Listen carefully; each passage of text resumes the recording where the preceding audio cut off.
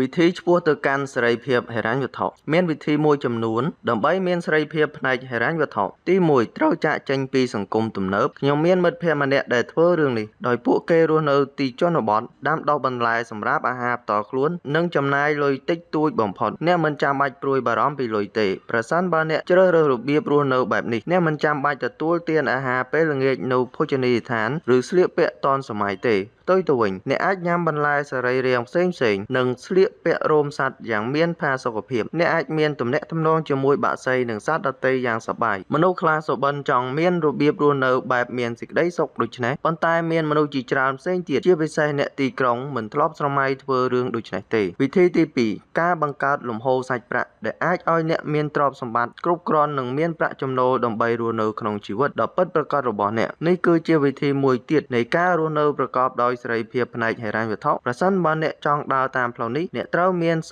ติไทยนิยมจมพูลอยไอชูหนึ่งลอยอีจูรบอเนี่ยจมุนสันไฮโนเปเนี่ยเทอแบบนี้เนี่ยหนึ่งเทอการประกอบโดยเมียนเพียบชนัยประดิษฐ์เจียงหมุนเนี่ยหนึ่งจำนายลอยตัวเลือไว้แต่เนี่ยโยธาสำคัญสำหรับเนี่ยไฮเนี่ยหนึ่งอาจจะซาจัดรบอเนี่ยอ่อยนึกน้องเปปัจจุบันหนึ่งเมียนก็ได้อำนอดอกอ้อจากรุบกะละติสะในชีวิตรบอเนี่ยก็หนึ่งจองบังการกันเลือกมวยจำนวนโดยการกล่าวก้มสันซ้อมลอยปลัวแต่ก็ได้บารอมมนุษย์จีจานสันซ้อมโดยซาแต่ผู้เกคล้ายชาทั้งไงอนาคตเวียอาจหนึ่งอย่างนี้หรืออย่างหนุกผู้เกอาจชื่อหรือบัดบองการเงียระบอผู้เกโดยฉะนั้นผู้เกเตอแต่สันซ้อมลอยสำหรับเปเมียนอาสอนนู้หายเจมูลหายได้มนุษย์จองสันซ้อมลอยตกคือสันซ้อมตกขนมกะระในเมียนเรื่องเอาไว้มวยมันออกกาดหลังปันตายประสาทมาเนี่ยสันซ้อมประรูได้บารอมหรือกาเพยคล้ายเนี่ยหนึ่งกรอนตายจังจำกาเพยคล้ายหนึ่งก็ได้บารอมมันแถมได้เวียเรียงกันแต่จ้าดอลหลุมโฮไซประระบอยืงพอปาปอคือถาเหมือนท่าเนี่ยสันซ้อมบานผลมานเตกได้บารอมจงวิญเรื่องลอยนึ่งมันระเละบาดไหลประสันบานเนี่ยเมียนลอยเนี่ยประหายเจียกถาเนี่ยเตอการสันซ้อมลอยอ่อยบ้านกรุบกรอนโดยยะเปลมวยซาปดาโดยฉะนั้นเนี่ยอาจเมียนอารมณ์ถาเมียนเพียบเงยสู้ลำปีลอยปันแต่บานเนี่ยเมียนลอยสันซ้อมกรุบมวยซาปดาเนี่ยหนึ่งเมียนอารมณ์ถาเนี่ยเตอการลอยสำหรับโดยยะเปลมวยไข่บรรทอปีนูเนี่ยอาจเตอการลอยสำหรับมวยชนะหรือปีชนะบรรทอมอกเตียเตอการลอยสำหรับพรามชนะได้ดำเนินการนี้เวียขมิ้นตีเป็นจอบเตะปันแต่ตัวเจียเนี่ยอาจสันซ้อมบ้านกรุบกรอนสำหรับมวยจีวรบอลเนี่ยก็ได้ก่อนเนี่ยหนึ่งจับดามโปรยบารอมปีลาดเพียบในการบัดบองเวียเตียงออตัววิ่งได้โดยชนะได้บารอมระบอลเนี่ยเหมือนได้จอบเลยให้ด้วยโปรเวียเหมือนเตะตองหนึ่งลอยต่อแต่ซ้อปันแต่เวียคือจีได้บารอมหนึ่งการเพยคลายเดบานจะหรืออย่างเจริญหนึ่งขนมจัดวิเชียระบอลเนี่ยยังกระถาการเพยคลายระบอยังคือจอบเตะตองหนึ่งเรื่องลอยปันแต่ตามเปิดยังเพยคลายปีอนาคตหนึ่งการพลับโดแต่ทั่วยังคลายตาเมียนดำนอสไลจมปูเพียบกุดลีเลียนิเตะประสันบอลเนี่ยสันซ้อมลอยโสมสันซ้อมเวียตกขณะแต่เนี่ยหนึ่งสมัยคืนวิธีรีเรียจีจานดำใบจำนายเวียโดยเฉียเนี่ยอาจหนึ่งเธอดำนากำสารบริโภคอาหารหรือขนมโภชนีทานไทรเติมมาสาสำหรับเนื้อตีกันไหลได้จ้องจำนายเลือโกนระบอเนี่ยหนึ่งมนุษย์จะตีสลายเจียดำดังปีเพียบเข้าเนเตเนี่ยกำปงเป็นโจกำนัดเตะตองหนึ่งลอยระบอเนี่ยจะมวยสิกได้ตรีออกได้ก็ได้สลายได้สังคมหนึ่งท่ามาปอลวิจเมียนโดยใช้ทะเนียทาเมียนลอยจีจานเตียหนึ่งโฮโจตัวรกเนี่ยดังทาลอยระบอเนี่ยหนึ่งเนื้อตีนุดำใบคอมตรอสิกได้อำนอหนึ่งเพียบริเรียระบอเนี่ยประสันบอเนี่ยจับดามกาสมัยเคยไว้สดแต่ริเรียแต่เนี่ยอาจเพื่อจะมวยหนึ่งลอยแต่เนี่ยกำปงสันสองบ้านเนี่ยหนึ่งเหมือนเมียนกาปรุยบารอมครองเปลแต่มวยหนูเตะโดยชนะโจเรซาจัดระบอเนี่ยดาวแต่ตัวเลือเรื่องสบายริเรียวิจเมียนหนึ่งก็ได้สังคมเปนูแกเนี่ยในสันสองระบอเนี่ยหนึ่งจัดระบอเนี่ยหนึ่งริเรียให้ออกก้นเนี่ยผ่องได้แต่อาจเป็นเจ้าปีเรื่องนิบานตามเปิดขยมบานซักซาจะมวยกรมพลโกดแต่บ้านปีศาจเลอสิไทยมวยเมินเนี่ยเตะตองหนึ่งวิธีได้ทั่วไอปุเกสำหรับบ้านโจกเจยมบ้านเราเคยเรื่องราวจีจ้าเนปีกรอยเพียบโจกเจระบอปุเก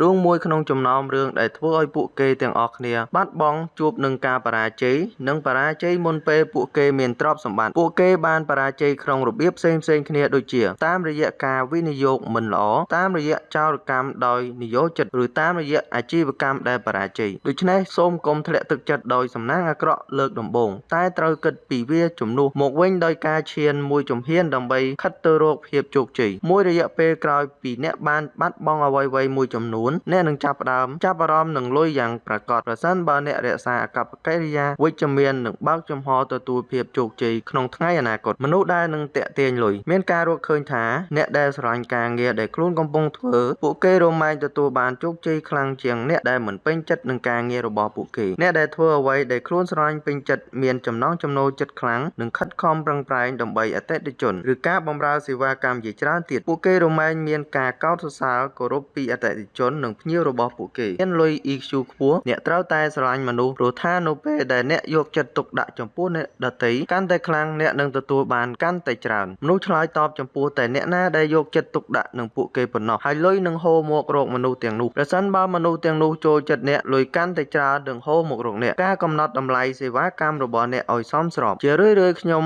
ទទួលបានសំណួរពីអ្នកប្រកបរបរឯករាជ្យទាក់ទងនឹងការកំណត់តម្លៃពួកគេច្រើនតែឆ្ងល់ថាតើហេតុអ្វីដែលជាការកំណត់តម្លៃសមរម្យសម្រាប់ពួកគេមិនសួរសំណួរដែលផ្ដើមដោយពាក្យថារបៀបណាទៅពួកគេចង់ដឹងកាន់តែច្បាស់អំពីរបៀបកំណត់តម្លៃឲ្យកាន់តែខ្ពស់និងនៅតែទទួលបានអតិថិជនពួកគេខ្លាចក្នុងការដំឡើងថ្លៃទំនិញព្រោះពួកគេខ្លាចថាពួកគេនឹងបាត់បង់អតិថិជនដ៏មានសក្តានុពលរបស់ពួកគេវាគួរឲ្យខ្លាចណាស់ក្នុងការដាក់តម្លៃដោយខ្លួនឯងគឺវាដូចគ្នាទៅនឹងពេលដែលអ្នកស្នើសុំដំឡើងប្រាក់ខែអញ្ចឹងដែរអ្វីដែលសំខាន់នោះគឺថារាល់តម្លៃដែលអ្នកកំណត់អ្នកនឹងទទួលបានអតិថិជនប៉ុន្តែទោះជាយ៉ាងណាក៏ដោយអតិថិជនម្នាក់ៗនឹងមិនដូចគ្នាទេមនុស្សផ្សេងគ្នាមានតម្រូវការនិងសមត្ថភាពខុសៗគ្នាប្រសិនបើអ្នកកំណត់តម្លៃទាបអ្នកនឹងទាក់ទាញបានអ្នកណាដែលស័ក្តិសមទៅនឹងតម្លៃនោះប្រសិនបើអ្នកមានតម្លៃខ្ពស់អ្នកនឹងបាត់បង់អតិថិជនដែលមានប្រាក់ខែទាបប៉ុណ្ណោះប៉ុន្តែអ្នកនឹងទាក់ទាញអ្នកណាដែលមានឆន្ទៈក្នុងការចំណាយខ្ពស់ដូច្នេះសំណួរសួរថា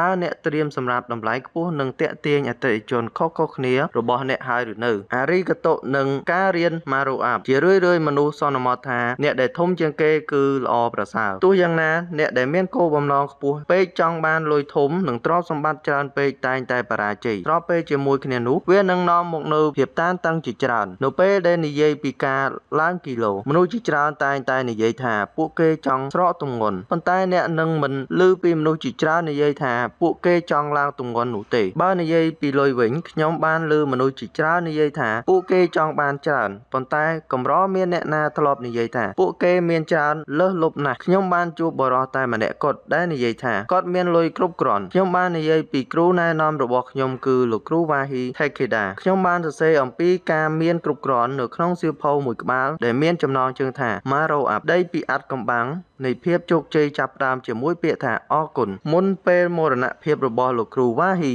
ខ្ញុំមានកិត្តិយសបំផុតដើម្បីរៀនសូត្រពីគាត់ហើយគាត់គឺជាមនុស្សម្នាក់ដែលមានសេចក្តីសុខបំផុតដែលខ្ញុំធ្លាប់ជួបទោះជាមនុស្សភាគច្រើននៅជុំវិញពិភពលោកមិនស្គាល់បរិសុទ្ធដ៏អស្ចារ្យម្នាក់នេះក៏ដោយបើនិយាយឲ្យចំទៅគាត់ដូចជាលោក Warren Buffett អញ្ចឹងដែលគាត់គឺជា Warren Buffett ជនជាតិជប៉ុនគាត់ធ្លាប់គ្រប់គ្រងក្រុមហ៊ុនមួយចំនួនក្នុងចំណោមក្រុមហ៊ុនស្ករគ្រាប់ធំជាងគេនៅក្នុងប្រទេសអ្វីដែលធ្វើឲ្យក្រុមហ៊ុនស្ករគ្រាប់របស់គាត់មានលក្ខណៈប្លែកពីគេគឺថាកម្មកររោងចក្របានស្ដាប់ក្មេងៗច្រៀងបទអារីកាតុមានន័យថាអរគុណនៅពេលពួកគេបានផលិតស្ករគ្រាប់ពិសេសនិងពេញនិយមនេះសម្រាប់ក្មេងៗលោកគ្រូវ៉ាហ៊ីមានអារម្មណ៍ថាថាមពលដែលបានមកពីក្មេងៗច្រៀងនៅពេលកម្មកររោងចក្រកំពុងផលិតស្ករគ្រាប់នេះវាជាមូលហេតុដែលធ្វើឲ្យស្ករគ្រាប់របស់គាត់លក់ដាច់ជាងគេខ្ញុំជឿជាក់ថាជោគជ័យរបស់ខ្ញុំគឺជាលទ្ធផលផ្ទាល់នៃទស្សនវិជ្ជាខ្ញុំជឿថាជោគជ័យរបស់ខ្ញុំគឺជាលទ្ធផលផ្ទាល់នៃទស្សនវិជ្ជារបស់លោកគ្រូវ៉ាហ៊ីដោយគ្រាន់តែនិយាយថាអារីកាតុនិងអនុវត្តទស្សនវិជ្ជា Marrow Up របស់គាត់ក្នុងជីវិតនិងអាជីវកម្មរបស់ខ្ញុំជានិច្ចដូច្នេះតើអ្វីទៅជា Marrow ពាក្យនេះជាទម្រង់កាត់មកពីពាក្យ Maro Koro ដែលមានន័យថាបេះដូងស្មោះត្រង់ក្នុងភាសាជប៉ុនអ្នកអាចនិយាយបានថា Maro គឺជាមនុស្សខ្លាំងក្លាដែលមានបេះដូងបរិសុទ្ធនិងដឹកនាំជីវិតក្នុងភាពទៀងត្រង់បំផុតសូម្បីតែក្នុងភាសាជប៉ុនក៏ពិបាកនឹងកំណត់និយមន័យនៃពាក្យ Maro ព្រោះវាជាសភាពវិញ្ញាណឬអារម្មណ៍មួយដែលកើតឡើងចំពោះមនុស្សយើងប៉ុន្តែវាអាចត្រូវបានគេហៅថាសភាពមិនគិតពីខ្លួនឯងដែលផ្ទុយពីភាពអាត្មានិយមវាត្រូវបានគេគិតជាចុងបញ្ចប់នៃមនសិការរបស់មនុស្សម្នាក់ដ៏ជ្រៅនិងខិតទៅជិតមនសិការរួមគ្នានិងជាកម្រិតមួយដែលមនុស្សជាតិត្រូវតែមានដូច្នេះ Maro គឺជាអណ្ដូងទឹកនៃសេចក្តីស្រឡាញ់ដោយគ្មានលក្ខខណ្ឌរបស់យើងចំពោះអ្នកដទៃហើយក៏ជាខ្លួនរបស់អ្នកយើងផងដែរហើយក៏ជាខ្លួនរបស់ពួកយើងផងដែរការសម្ សម្រេចបាននៅម៉ារ៉ូគឺជាកន្លឹះឆ្ពោះទៅរកភាពជោគជ័យលោកគ្រូវ៉ាហ៊ីបាននិយាយថាអ្នកដែលកំពុងពាក់ព័ន្ធជាមួយម៉ារ៉ូតែងតែបង្កើតស្ថានភាពឈ្នះឈ្នះសម្រាប់ខ្លួនឯងនិងអ្នកដែលនៅជុំវិញរបស់ពួកគេវាបញ្ជាក់ថាបើអ្នកមានដួងចិត្តបរិសុទ្ធនិងស្មោះត្រង់ពិតប្រាកដមិនត្រឹមតែអ្នកដែលនឹងធ្វើល្អចំពោះអ្នកប៉ុណ្ណោះទេសូម្បីតែខ្លួនអ្នកតល់ក៏ចាប់ផ្ដើមមានអារម្មណ៍ថាសកលលោកទាំងមូលមានការគាំទ្រអ្នកផងដែរនៅពេលដែលមានការរីកចម្រើនឡើងម៉ារ៉ូរបស់អ្នកលោកគ្រូវ៉ាហ៊ីនិយាយថាម៉ារ៉ូអាប់នឹងអញ្ជើញភាពអស្ចារ្យជាច្រើនចូលក្នុងជីវិតរបស់អ្នកតើម៉ារ៉ូមើលទៅដូចអ្វីនៅពេលដែលម៉ារ៉ូរបស់អ្នកកើនឡើងអ្នកក្លាយជាម៉ាញេទិកយ៉ាងខ្លាំងក្លាទាំងការបញ្ចេញនិងស្រូបទាញនៅថាមពលវិជ្ជមានខ្លួនអ្នករមែងព័ទ្ធជុំវិញអ្នកដោយមនុស្សល្អនិងរឿងរ៉ាវដែលអ្នកចង់បានយ៉ាងខ្លាំងក្រោយមកបង្កើតវដ្តនៃសុភមង្គលនិងភាពសម្បូរបែបហើយអ្នកក៏ក្លាយជាមនុស្សដែលមានមហិច្ឆតានិងមានថាមពលខ្លាំងក្លាក្នុងការធ្វើអ្វីដែលអ្នកស្រឡាញ់បំផុតអ្នកនឹងមានភ័ព្វសំណាងកាន់តែច្រើនហើយអ្នកអាចជ្រើសរើសវិធីល្អបំផុតក្នុងការរស់នៅម្យ៉ាងទៀតអ្នកកំពុងធ្វើអ្វីដែលអ្នកស្រឡាញ់បំផុតអ្នកកំពុងបើកវាឥតឈប់ឈរដើម្បីទទួលបានឱកាសថ្មីគួរឲ្យរំភើបនិងមានភាពសម្បូរបែបកាន់តែច្រើននិងសម្ដែងនៅអំណរគុណកាន់តែច្រើនចំពោះជីវិតរហូតអ្នកនិយាយថាអរគុណច្រើនជាងពេលណាទាំងអស់សេចក្តីអំណររបស់អ្នកគឺអាចរីករាលដាលនិងធ្វើឲ្យអ្នកដែលនៅជុំវិញពោពេញទៅដោយថាមពលវិជ្ជមានដូចអ្នកដែរជាលទ្ធផលអ្នកដទៃចាប់ផ្ដើមឮសំឡេងអំណរគុណកាន់តែលាន់រំពងឡើងដើម្បីស្វាគមន៍ចំពោះភាពសម្បូរបែបនៃជីវិតរបស់ពួកគេលុយអាចបង្កើនចំនួនបាននេះគឺជាចំណុចសំខាន់នៃមូលធននិយមប្រសិនបើអ្នកតម្កល់លុយក្នុងធនាគារវានឹងបង្កើតអត្រាការប្រាក់ដល់អ្នកដូច្នេះបើអ្នកមានលុយវិនិយោគវាឲ្យលូតលាស់ដូចជាភាវៈមានជីវិតដែរនោះអ្នកដែលមានលុយច្រើនរមែងទទួលបានលុយកាន់តែច្រើនឡើងនេះហើយជាមូលហេតុដែលធ្វើឲ្យអ្នកមានកាន់តែមានឡើងមនុស្សយើងភាគច្រើនច្រឡំថាការខិតខំធ្វើការនិងការប្រឹងប្រែងមិនសូវធ្វើឲ្យអ្នកណាម្នាក់ជោគជ័យទេយើងអាចមានអារម្មណ៍ថាត្រូវបានគេមិនរាប់រកបើយើងមិនមានលុយនៅសល់ដើម្បីវិនិយោគក្នុងខែនីមួយៗបន្ទាប់ពីបង់វិក័យប័ត្ររបស់យើងដូច្នេះនៅលើផែនដីនេះថាតើយើងនឹងរកលុយដោយរបៀបណាដើម្បីបង្កើនទ្រព្យសម្បត្តិវាងាយស្រួលក្នុងការដឹងថាហេតុអ្វីមុខងារលុយអាចធ្វើឲ្យយើងមានអារម្មណ៍ថាគ្រប់គ្រាន់ឬធ្វើឲ្យយើងមានអារម្មណ៍ថាដូចជាបៀត្រូវបានគេរៀបជើងព្រួលជាស្រេចដើម្បីឈ្នះយើងមុនពេលយើងចាប់ផ្ដើមលេងប៉ុន្តែទោះជាវាមានអារម្មណ៍ពិតបែបណាក៏ដោយវាមិនបញ្ឈប់យើងពីការព្យាយាមរកលុយបន្ថែមឬការចង់បានវាបន្ថែមទៀតឡើយដូច្នេះប្រសិនបើលុយមានបញ្ហាបែបនេះហេតុអ្វីយើងចង់បានលុយបន្ថែមទៀតតាំងពីដំបូងហេតុផល6យ៉ាងដែលធ្វើឲ្យមនុស្សចង់បានលុយមនុស្សគ្រប់គ្នាតែងតែចង់បានលុយបន្ថែមទៀតដើម្បីឲ្យច្រើនជាងអ្វីដែលគេមាននៅពេលអ្នកសួរនរណាម្នាក់ដោយចៃដន្យនៅអ្វីដែលគេចង់បានភាគច្រើនពួកគេនឹងឆ្លើយថាលុយព្រោះវាធ្វើឲ្យពួកគេអាចសម្រេចចិត្តច្បាស់ពីរបៀបប្រើប្រាស់នៅពេលក្រោយហេតុអ្វីយើងចង់បានលុយច្រើនម្ល៉េះតើអ្វីនៅពីក្រោយកត្តាជំរុញឲ្យយើងមានអារម្មណ៍ថាត្រូវការលុយជានិច្ចដូច្នេះនៅពេលដែលអ្នកអាចដាក់បញ្ចូលទស្សនៈហេតុផលនៃអារម្មណ៍របស់អ្នកសម្រាប់ការចង់បានលុយអ្នកនឹងចាប់ផ្ដើមមានអារម្មណ៍ដោយភ្ជាប់នឹងតម្រូវការផ្ទាល់ខ្លួនរបស់អ្នកហើយមិនសូវមានភាពតានតឹងខ្លាំងពីរឿងលុយឡើយនេះក៏ជាវិធីដែលអ្នកអាចត្រូវដោះលែងពីការគ្រប់គ្រងលុយមកលើខ្លួនអ្នកបានដែរប៉ុន្មានឆ្នាំមកនេះខ្ញុំបានសង្កេតឃើញពីហេតុផលជាច្រើនដែលមនុស្សគិតថាពួកគេចង់បានលុយខ្ញុំបានដឹងពីគំរូច្បាស់លាស់មួយចំនួនដែលខ្ញុំនឹងពណ៌នានៅមូលហេតុ6ដែលធ្វើឲ្យមនុស្សចង់បានលុយមិនចេះចប់លុយតែងតែមានឥទ្ធិពលផ្លូវអារម្មណ៍និងនៅពីក្រោយការចង់បានលុយរបស់យើងជានិច្ចប៉ុន្តែបើយើងបែរជាផ្ដាច់ចិត្តពីអារម្មណ៍ដែលនៅពីក្រោយនេះយើងអាចនឹងជាប់ក្នុងវដ្តនៃការព្យាយាមរកលុយដោយមិនយល់ពីអ្វីដែលយើងត្រូវការពិតប្រាកដហេតុផលទី1រក្សាស្តង់ដារមូលដ្ឋាននៃការរស់នៅយើងទាំងអស់គ្នាត្រូវការទីជម្រកសម្លៀកបំពាក់ថ្នាំពេទ្យអាហារសម្រាប់បរិភោគនិងវិធីចម្អិនវាពីអតីតកាលមនុស្សបានប្រកបរបរចិញ្ចឹមជីវិតលើដីស្រែចម្ការនិងអាស្រ័យផលានុផលព្រៃឈើប៉ុន្តែសពថ្ងៃនេះលុយបានផ្ដល់ឲ្យយើងនៅអ្វីដែលយើងត្រូវការនៅពេលដែលមនុស្សភាគច្រើនត្រូវបានគេសួរថាហេតុអ្វីពួកគេត្រូវធ្វើការពួកគេនឹងឆ្លើយតបថាដើម្បីដាក់ម្ហូបលើតុវាសំខាន់ណាស់ក្នុងការយល់ពីភាពខុសគ្នារវាងអ្វីដែលយើង គិតថាជាកម្រិតទាបបំផុតនឹងអ្វីដែលយើងគិតថាប្រណិតខ្ញុំបានជួបមនុស្សជាច្រើនដែលមានប្រាក់ខែច្រើនប៉ុន្តែទោះជាយ៉ាងណាពួកគេតែងតែមានអារម្មណ៍ថាពួកគេអាចផ្គត់ផ្គង់បានត្រឹមតែម្ហូបគ្រប់គ្រាន់សម្រាប់គ្រួសាររបស់ពួកគេរស់នៅនឹងកន្លែងរស់នៅប៉ុណ្ណោះនៅពេលដែលខ្ញុំគិតថាតើពួកគេកំពុងចំណាយលុយរបស់ពួកគេដោយរបៀបណាត្បិតអីពួកគេត្រូវជួលផ្ទះក្នុងតម្លៃខ្ពស់មានរថយន្តថ្មីមួយគ្រឿងនិងជួលក្នុងតម្លៃថ្លៃនិងចំណាយខ្ពស់ជាងប្រាក់ចំណូលប្រចាំខែរបស់គេនិងចំណាយខ្ពស់ជាងប្រាក់ចំណូលប្រចាំខែរបស់ពួកគេលើម្ហូបអាហារនិងការកម្សាន្តម្យ៉ាងទៀតពួកគេក៏មានផ្ទះមួយពេញទៅដោយរបស់របរដែលគេមិនត្រូវប្រើប្រាស់ផងដែររឿងនេះបញ្ហានៅត្រង់ថាមនុស្សផ្សារភ្ជាប់លុយដោយផ្ទាល់ទៅនឹងការរស់រានមានជីវិតដូច្នេះពេលណាដែលពួកគេមានអារម្មណ៍ថាត្រូវការអ្វីមួយសភាវគតិរបស់ពួកគេត្រូវងាកទៅរកលុយនិងទិញអ្វីមួយដែលពួកគេចង់បានហេតុផលទី2ដើម្បីបង្កើនអំណាចលុយតែងតែត្រូវបានគេមើលឃើញថាជាវត្ថុដ៏មានអំណាចអាចគ្រប់គ្រងមនុស្សនិងនាំឲ្យមនុស្សធ្វើអ្វីៗគ្រប់យ៉ាងដើម្បីវាដូច្នេះមិនគួរឲ្យភ្ញាក់ផ្អើលទេដែលយើងចាត់ទុកអ្នកមានលុយជាអ្នកមានអំណាចប៉ុន្តែការមានអំណាចមិនមែនមានន័យថាអ្នកអាចគ្រប់គ្រងខ្លួនឯងឲ្យមានចិត្តស្ងប់ហើយក៏មិនមានន័យថាមានសុភមង្គលនោះដែរនៅពេលយើងយល់ច្រឡំថាលុយជាអំណាចបែបនេះយើងមិនដែលស្កប់ចិត្តនឹងតម្រូវការរបស់ពួកយើងចំពោះអារម្មណ៍ក្នុងការគ្រប់គ្រងជីវិតផ្ទាល់ខ្លួនរបស់ពួកយើងនោះទេហើយតែងតែចង់បានអំណាចបន្ថែមតាមរយៈការរកលុយបន្ថែមទៀតម្យ៉ាងទៀតពួកយើងតែងតែមានអារម្មណ៍ថាមាននរណាម្នាក់មានលុយច្រើនជាងនិងតែងតែមានអារម្មណ៍ថាមានអ្នកណាម្នាក់មានអំណាចខ្លាំងជាងកម្លាំងលោភលន់នេះរមែងនាំមកនូវអារម្មណ៍អវិជ្ជមានគ្រប់ប្រភេទដែលរារាំងសុភមង្គលពិតមិនឲ្យចូលមកក្នុងជីវិតរបស់យើងពេលខ្លះខ្ញុំជួបយុវជនក្មេងៗដែលមានមហិច្ឆតាហើយពួកគេតែងតែនិយាយរឿងរ៉ាវជាច្រើនប្រាប់ខ្ញុំពីរបៀបដែលពួកគេចង់កសាងអាណាចក្រជំនួញនិងចង់ក្លាយជាអ្នកមានបំផុតម្នាក់នៅលើពិភពលោកប៉ុន្តែអ្វីដែលពួកគេមិនយល់គឺថាទោះជាទ្រព្យសម្បត្តិនាំមកនូវអំណាចមួយចំនួនដល់ពួកគេក៏ពិតមែនតែលុយមិនអាចនាំមកនូវរឿងរ៉ាវជាច្រើនដូចជាភាពស្មោះត្រង់ការជឿទុកចិត្តនិងសេចក្តីស្រឡាញ់ពិតប្រាកដពួកគេ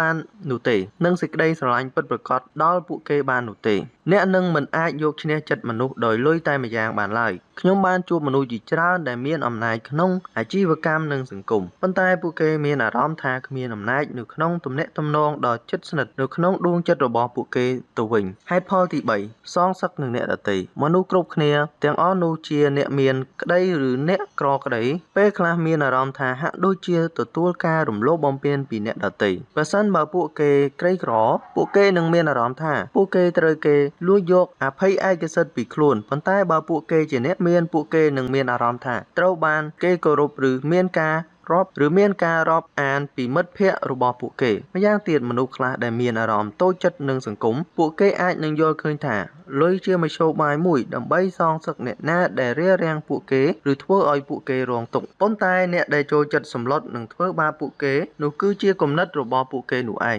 អ្នកដែលកំពុងវិនិច្ឆ័យពួកគេគឺពួកគេខ្លួនឯងដោយពួកគេនឹងទិញរបស់របរដើម្បីប្រកួតប្រជែងជាមួយអ្នកដទៃទាំងដែលគ្មាននរណាម្នាក់ប្រកួតប្រជែងជាមួយពួកគេផងនោះសូម្បីតែពួកគេគ្មានលទ្ធភាពទិញរបស់ដែលថ្លៃបានក៏ពួកគេបានប្រើរបស់របរដើម្បីបំផង់ខ្លួនរបស់ពួកគេឲ្យខ្ពស់ជាងអ្នកដទៃប៉ុន្តែធាតុពិតពួកគេគ្រាន់តែជាមនុស្សដែលមានឋានៈតូចតាចប៉ុណ្ណោះម្យ៉ាងទៀតមហាសេដ្ឋីដែលបង្កើតទ្រព្យសម្បត្តិដោយខ្លួនឯងមួយចំនួនតែងតែព្យាយាមបង្ហាញទ្រព្យសម្បត្តិរបស់ពួកគេដើម្បីធ្វើជាមធ្យោបាយមួយសម្រាប់ទូទាត់សងរឿងអសន្តិសុខផ្សេងទៀតប៉ុន្តែមិនថាពួកគេរកលុយឬចំណាយលុយចំនួនប៉ុណ្ណាទេតម្លៃខ្លួនរបស់ពួកគេមិនដែលត្រូវបានអ្នកដទៃឲ្យតម្លៃឡើយទៅវិញពួកគេតែងតែមានអារម្មណ៍ថាអ្នកដទៃកំពុងមើលងាយពួកគេឬនិយាយអំពីពួកគេនៅពីក្រោយខ្នងហេតុផលទី4ដើម្បីស្វែងរកសេរីភាពអ្នកខ្លះគិតថាលុយអាចទិញសេរីភាពបាននៅពេលយើងគិតពីសេរីភាពជាធម្មតាយើងនឹងស្រមៃឃើញពីជីវិត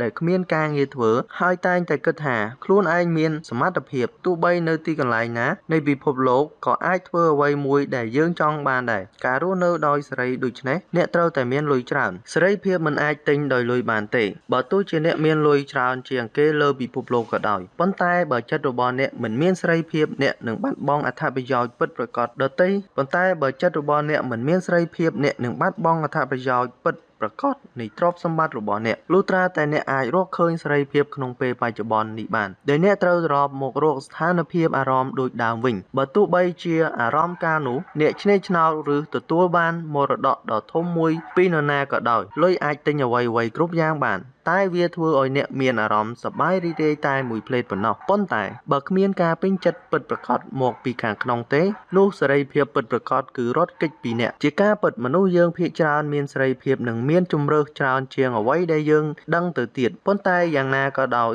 បើយើងជាប់ជំពាក់នឹងជឿជាក់ថាលុយក្នុងគណនីធនាគាររបស់យើងមានតិចតួចនោះយើងក៏មានសេរីភាពតិចតួចទៅតាមនោះដែរហើយយើងនឹងមានអារម្មណ៍ថាហាក់ដូចជាត្រូវគេចងមិនឲ្យយើងឈានទៅរកសុភមង្គលការទទួលបានការងារដែលមានប្រាក់ខែខ្ពស់ឬសូម្បីតែការឈ្នះឆ្នោតដ៏ច្រើនសន្ធឹកសន្ធាប់ក៏វាមិនមែនជាផ្លូវឆ្ពោះទៅរកសេរីភាពនោះដែរអ្នកប្រហែលជាមិនត្រូវការរកលុយបន្ថែមទៀតនៅក្នុងធនាគារដើម្បីឲ្យខ្លួនអ្នកមានសេរីភាពបែបនេះទេហេតុផលទី5ដើម្បីបង្កើនសេចក្តីស្រឡាញ់និងការយកចិត្តទុកដាក់លុយអាចទាក់ទាញសេចក្តីស្រឡាញ់និងការយកចិត្តទុកដាក់ពីអ្នកដទៃបានប៉ុន្តែទំនាក់ទំនងដែលបង្កើតតាមរយៈលុយគឺមានតែភាពផុយស្រួយនិងមិនស៊ីជម្រៅប៉ុណ្ណោះនៅពេលដែលអស់លុយស្នេហាការគោរពមិត្តភាពនិងអ្វីៗផ្សេងរមែងអស់ទៅជាមួយទោះបីជាលុយអាចទាក់ទាញក្តីស្រឡាញ់បានក៏ពិតមែនប៉ុន្តែជាញឹកញាប់វាក៏តែងតែមានផលប៉ះពាល់ផ្ទុយគ្នាដែរជារឿយៗមនុស្សយើងត្រូវបានអ្នកដទៃមិនរាប់រកព្រោះតែពួកគេមានអំណួតថាពួកគេមានលុយឬរំពឹងថានឹងទទួលបានការគោរពនិងបដិសណ្ឋារៈពិសេសពីអ្នកដទៃដោយសារតែពួកគេជាអ្នកមានលុយដូច្នេះលុយមិនមែនអ្វីៗដែលមនុស្សត្រូវការឬចង់រស់នៅដោយសប្បាយរីករាយនិងមានសេចក្តីសុខនោះទេប៉ុន្តែយើងត្រូវការគ្រប់យ៉ាងដែលបានរកឃើញនៅកម្រិតដ៏ជ្រៅមួយនៅពេលអ្នកព្យាយាមបង្កើតក្តីស្រឡាញ់តាមរយៈលុយអ្នកនឹងផ្ទេរតម្លៃខ្លួនរបស់អ្នកទាំងអស់ទៅលើលុយដែលអ្នកមានម្យ៉ាងទៀតទោះជាលុយនឹងធ្វើឲ្យមនុស្សមួយចំនួនស្ងើចសរសើរក៏ពិតមែនតែមនុស្សភាគច្រើនស្វែងរកមិត្តភក្តិដែលពួកគេស្រឡាញ់និងឲ្យតម្លៃខ្ពស់ជាងទ្រព្យសម្បត្តិដូច្នេះនៅពេលដែលលុយរបស់អ្នកបរាជ័យក្នុងការបង្កើតទំនាក់ទំនងឲ្យបានស៊ីជម្រៅនិងយូរអង្វែងតម្លៃខ្លួនរបស់អ្នកនឹងជួបបញ្ហាហើយលុយទាំងអស់ដែលអ្នករកបាននឹងមិនអាចកែលម្អបានទេមនុស្សដែលស្ថិតនៅក្នុងស្ថានភាពនេះចាប់ផ្ដើមមានអារម្មណ៍មិនសប្បាយចិត្តចំពោះមិត្តភក្តិដែលពួកគេមានពួកគេគិតថាមនុស្សទាំងនោះចង់នៅជុំវិញពួកគេដោយសារតែពួកគេមានលុយតែប៉ុណ្ណោះប៉ុន្តែលុយគឺជាអ្វីដែលមនុស្សប្រភេទនេះប្រើក្នុងការឲ្យគេគោរពនិងចងមិត្តភាពតាំងពីដំបូងហេតុផលទី6ដើម្បីបង្ហាញពីសេចក្តីស្រឡាញ់និងសេចក្តីអំណរលុយគ្រាន់តែជាថាមពលមួយអព្យាក្រឹតប៉ុណ្ណោះវាអាចជាអាវុធដ៏សាហាវនៅពេលដែលប្រើវាដោយមិនសប្បាយចិត្តឬវាអាចចិញ្ចឹមបីបាច់ដោយសេចក្តីស្រឡាញ់និងការយកចិត្តទុកដាក់លុយគឺជាយានមួយដ៏ពិសេសសម្រាប់អារម្មណ៍និងឥរិយាបថរបស់យើងដោយសារតែមនុស្សចង់បានលុយទើបពួកគេបង្ហាញអារម្មណ៍ស្រឡាញ់និងអំណរដែលពួកគេមាននៅក្នុងជីវិតរបស់ពួកគេនេះជាហេតុផលដ៏ល្អឥតខ្ចោះដើម្បីប្រមូលលុយប៉ុន្តែតាមពិតមានរឿងមួយដែលយើងគួរតែប្រយ័ត្នរឿងនោះគឺថាបើអ្នកមិនមានលុយច្រើនទេចូលកុំគិតថាអ្នកមិនអាចបង្ហាញក្តីស្រឡាញ់និងសេចក្តីអំណររបស់អ្នកចំពោះមនុស្សគ្រប់គ្នាបានឲ្យសោះអ្នកអាចធ្វើបានដោយរីករាយធ្វើត្បិតតែការជូនកាដូធំគួរឲ្យរំភើបក៏ពិតមែនប៉ុន្តែយើងពិតជាត្រូវបានផ្លាស់ប្ដូរតាមចេតនានិងអារម្មណ៍នៅពីក្រោយកាដូនោះទំហំនៃសេចក្តីស្រឡាញ់ដែលគេបានផ្ដល់ឲ្យវាមិនស្មើនឹងទំហំនៃការចំណាយរបស់អំណាចមួយទេទំហំនៃសេចក្តីស្រឡាញ់ដែលគេបានផ្ដល់ឲ្យវាមិនស្មើនឹងទំហំនៃការចំណាយរបស់អំណោយមួយទេយើងនៅចងចាំការផ្សារភ្ជាប់អារម្មណ៍ការជឿទុកចិត្តដ៏ជ្រាលជ្រៅរបស់យើងចំពោះមនុស្សអនុស្សាវរីយ៍ដែលយើងមានជាមួយគ្នាថាមពលនៃទំនាក់ទំនងវិជ្ជមានបង្វែរពីលុយធម្មជាតិឲ្យคล้ายជាលុយមានសេចក្តីសុខដូច្នេះពេលអ្នកមានឱកាសប្រើលុយជាទង្វើនៃក្តីស្រឡាញ់អ្នកត្រូវដឹងច្បាស់ថាវាជាលុយដែលបានវិនិយោគចេញទៅយ៉ាងល្អសមាសធាតុនៃលុយមានសេចក្តីសុខរមែងធ្វើឲ្យអត្រាការប្រាក់កាន់តែខ្ពស់ឡើងមនុស្សដែលអ្នកឲ្យលុយដើម្បីប្រើក្នុងការបង្កើតវាបន្ថែមទៀតនៅទីបំផុតវានឹងត្រឡប់មកអ្នកវិញអ្វីដែលសំខាន់គឺថាតើលុយបណ្ដុះគំនិតសកម្មភាពយ៉ាងដូចម្ដេចតើអ្នកមានសេចក្តីសុខបែបណាជាមួយនឹងលុយដែលអ្នកមានសពថ្ងៃនេះតើអ្នកសប្បាយចិត្តនឹងស្ថានភាពហិរញ្ញវត្ថុបច្ចុប្បន្នរបស់អ្នកទេតើអ្នកមានអារម្មណ៍ថាមានសេចក្តីសុខនិងមានថាមពលពីជីវិតទេពេលអ្នកគិតពីរឿងលុយឬអ្នកមានអារម្មណ៍ថាជាការបង្អាក់ចិត្តទេនៅពេលអ្នកគិតពីរឿងលុយអ្នកគិតថាហេតុផលដែលបានច្រើន អ្នកគិតថាហេតុផលដែលអ្នកបានជ្រើសរើសកាលពីមុនតើវាមានទំនាក់ទំនងអ្វីជាមួយនឹងទំនាក់ទំនងបច្ចុប្បន្នឬអារម្មណ៍របស់អ្នកដែលមានចំពោះលុយខ្ញុំនឹងចែករំលែកនៅអ្វីដែលមានបន្តិចបន្តួចទៅកាន់អ្នកវាមិនជាបញ្ហាទេថាតើអ្នករកលុយបានឬមានលុយច្រើនប៉ុណ្ណាវាគឺជាអារម្មណ៍របស់អ្នកដែលទាក់ទងនឹងរឿងលុយនៅពេលគិតពីទ្រព្យសម្បត្តិរបស់អ្នកប៉ុន្តែបើអ្នកមិនមានអាកប្បកិរិយាឬសុខភាពល្អទេអ្នកនឹងមានអារម្មណ៍អវិជ្ជមានចំពោះលុយក្រោយមកអ្នកនឹងគ្មានលុយនៅក្នុងធនាគារ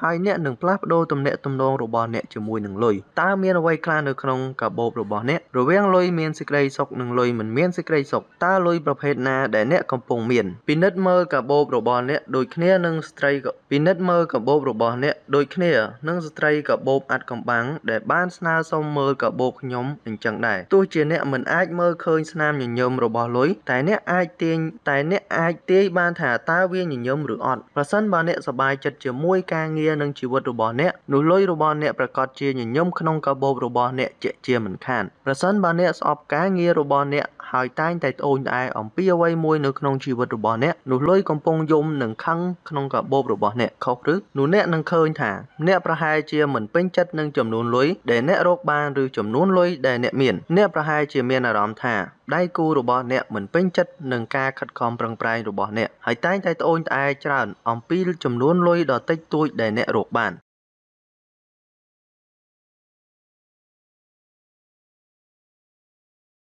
IQ និងលុយ EQ ក្នុងវ័យ20ឆ្នាំមុនពេលខ្ញុំមានជោគសំណាងទទួលបានការរៀនសូត្រពីគ្រូណែនាំរបស់ខ្ញុំគឺលោកគ្រូវ៉ាហ៊ីពេលនោះខ្ញុំបានសិក្សាយ៉ាងច្រើននិតតាក់ទងនឹងរឿងលុយខ្ញុំអានសៀវភៅណាដែលមានចំណងជើងតាក់ទងនឹងលុយឬការវិនិយោគខ្ញុំបានចូលរួមសិក្ខាសាលានិងការបង្រៀនរបស់អ្នកជំនួញល្បីៗជាច្រើនដើម្បីទាក់ទាញចំណាប់អារម្មណ៍វាគ្មិនខ្ញុំបានខិតខំបង្កើតសំណួរដ៏គួរឲ្យចាប់អារម្មណ៍បន្ទាប់ពីការបង្រៀនហើយបន្ទាប់មកខ្ញុំបន្តធ្វើលិខិតតបស្នងសងគុណមួយច្បាប់ដែលខ្ញុំបានស្នើសុំឲ្យពួកគេយកខ្ញុំធ្វើជាសិស្សជំនិតឬជំនួយការរបស់ពួកគេពេលនោះមានវិធីសាស្ត្រនិយាយល្អៗជាច្រើនតែមិនបានផលចំពោះខ្ញុំឡើយប៉ុន្តែអ្នកដែលយល់ពីមហិច្ឆតារបស់ខ្ញុំបាននាំខ្ញុំទៅក្រៅដើម្បីញ៉ាំអាហារថ្ងៃត្រង់និងបានចែករំលែកចំណេះដឹងនិងបទពិសោធន៍របស់ពួកគេជាមួយខ្ញុំចាប់តាំងពីការជួបនោះមកខ្ញុំបានរកឃើញថាមិនមែនក្រុមអ្នកមានទ្រព្យធននិងបុគ្គលដែលទទួលជោគជ័យសុទ្ធតែមានទ្រព្យសម្បត្តិនិងជោគជ័យដូចគ្នានោះទេបើទោះបីជាពួកគេមើលទៅដូចគ្នាក៏ពួកគេដូចគ្នាតែពីខាងក្រៅប៉ុណ្ណោះប៉ុន្តែជីវិតពិតរបស់ពួកគេគឺពិតជាខុសគ្នាពីរបៀបដែលពួកគេបានបង្ហាញគ្រាមួយខណៈដែលខ្ញុំកំពុងរងចាំគ្រូណែនាំថ្មីម្នាក់ក្នុងចំណោមគ្រូ9នាក់ផ្សេងទៀតដែលនឹងមកចូលរួមក្នុងកិច្ចប្រជុំមួយដែលបានគ្រោងទុកហើយជាធម្មតាខ្ញុំបានសួរសំណួររបស់គាត់ហើយជាធម្មតាខ្ញុំបានសួរជំនួយការរបស់គាត់ពីគាត់នាងធ្វើមុខទំនងជាឆ្ងល់បន្តិចហើយនិយាយថាខ្ញុំទៅតែចាប់ផ្ដើមធ្វើការនៅទីនេះដូច្នេះខ្ញុំមិនស្គាល់គាត់ច្បាស់ទេបន្ទាប់ពីនោះមកមិនយូរប៉ុន្មានខ្ញុំបានដឹងថាមិនមានមនុស្សច្រើនទេដែលទ្រាំនៅរងចាំដើម្បីស្គាល់គាត់ដោយសារអាកប្បកិរិយាតឹងរឹងនេះឯងទើបបុគ្គលិកចាក់ចេញពីការិយាល័យរបស់គាត់ត្រឹមតែប៉ុន្មានខែតែប៉ុណ្ណោះបន្ទាប់ពីពួកគេបានចាប់ផ្ដើមធ្វើការឲ្យគាត់នៅពេលដែលខ្ញុំដឹងរឿងនេះខ្ញុំក៏ប្រញាប់ដើរចេញដោយខ្លួនឯងដែរដោយគិតក្នុងចិត្តថាទោះជាយ៉ាងណាក៏ដោយមហាសេដ្ឋីផ្សេងទៀតដែលខ្ញុំបានជួបពួកគេរមែងទទួលបានភាពកក់ក្ដៅរួសរាយរាក់ទាក់គោរពរាប់អាននិងស្រឡាញ់ពីមនុស្សដែលធ្វើការឲ្យពួកគេដោយពួកគេនិយាយរឿងល្អៗអំពីនយោជិករបស់ពួកគេមេដឹកនាំទាំងនេះហើយគឺជាអ្វីដែលយើងហៅថាជាមេដឹកនាំពិតប្រាកដគោលការណ៍ទូទៅដែលខ្ញុំឆ្លងកាត់គឺនៅពេលបុគ្គលិកនិយាយមិនល្អ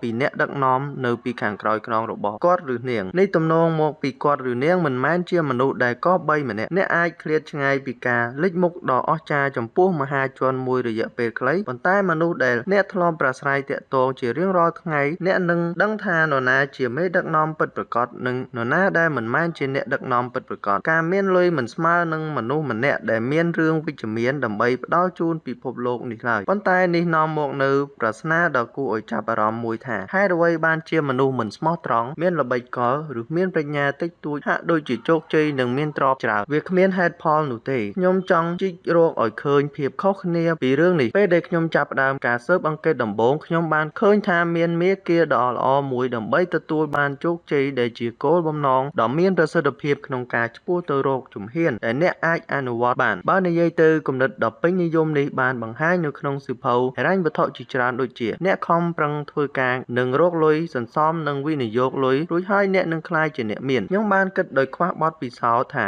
វានឹងជាវិធីដែលខ្ញុំនឹងអនុវត្តវាផងដែរប៉ុន្តែតើវាសាមញ្ញទេដូចដែលអ្នកបានដឹងរួចមកហើយតាមការពិតមនុស្សដែលខិតខំធ្វើការនិងរកលុយបានច្រើនមិនមែនសុទ្ធតែទទួលបានជោគជ័យតាមវិធីសុចរិតទេតែក៏មានអ្នកដែលរកលុយបានមកដោយវិធីមិនល្អដែរអ្វីដែលខ្ញុំបានដឹងពីមនុស្សប្រភេទទី2នេះគឺថាទីបំផុតគេឈ្មោះរបស់ពួកគេត្រូវគេនាំចូលតុលាការដើម្បីកាត់ទោសជឿខ្ញុំចុះពាក្យសម្ដីតែងតែរីកសុសសាយក្នុងរយៈពេលដ៏ខ្លីចំពោះការក្លាយជាអ្នកឆបោកឬជាអ្នកជំនួញម្នាក់ដែលមិនស្មោះត្រង់បោកប្រាស់ឬមិនទទួលខុសត្រូវមែនហើយមនុស្សម្នាក់អាចទទួលបានជោគជ័យម្ដងឬពីរដងប៉ុន្តែការរក្សាអាការៈឲ្យស្ថិតក្នុងសភាពជោគជ័យដដែលនោះមិនមាននិរន្តរភាពនោះទេហើយមនុស្សប្រភេទនេះនឹងមានទំនោរទៅរកមនុស្សលោភលន់ព្រោះពួកគេចង់បានអ្វីៗទាំងអស់ទាំងកិត្តិនាមការយកចិត្តទុកដាក់ពីអ្នកដទៃនិងលុយសម្រាប់ខ្លួនគេដូច្នេះពួកគេចាយវាយត្បិតត្បៀតសន្សំសំចៃលុយនិងដកលុយពីនរណាដែលសមនឹងទទួលបានផ្ទុយទៅវិញខ្ញុំបានរកឃើញថាមនុស្សដែលមានបេះដូងកក់ក្ដៅមានចិត្តស្មោះត្រង់និងផ្ដល់ផលប្រយោជន៍ដល់អ្នកដទៃជារឿយៗពួកគេតែងតែទទួលបានជោគជ័យក្នុងរយៈពេលវែងសប្បុរសធម៌គឺជាគ្រឿងអលង្ការរបស់ពួកគេលើសពីនេះទៀតពួកគេមានអាកប្បកិរិយាមិនសូវតឹងតែងខ្លាំងចំពោះលុយរបស់ពួកគេនោះទេមានម្នាក់ក្នុងចំណោមគ្រូបង្វឹករបស់ខ្ញុំបាននិយាយថាការទទួលបានជោគជ័យតែងតែបាត់បង់បន្តិចម្ដង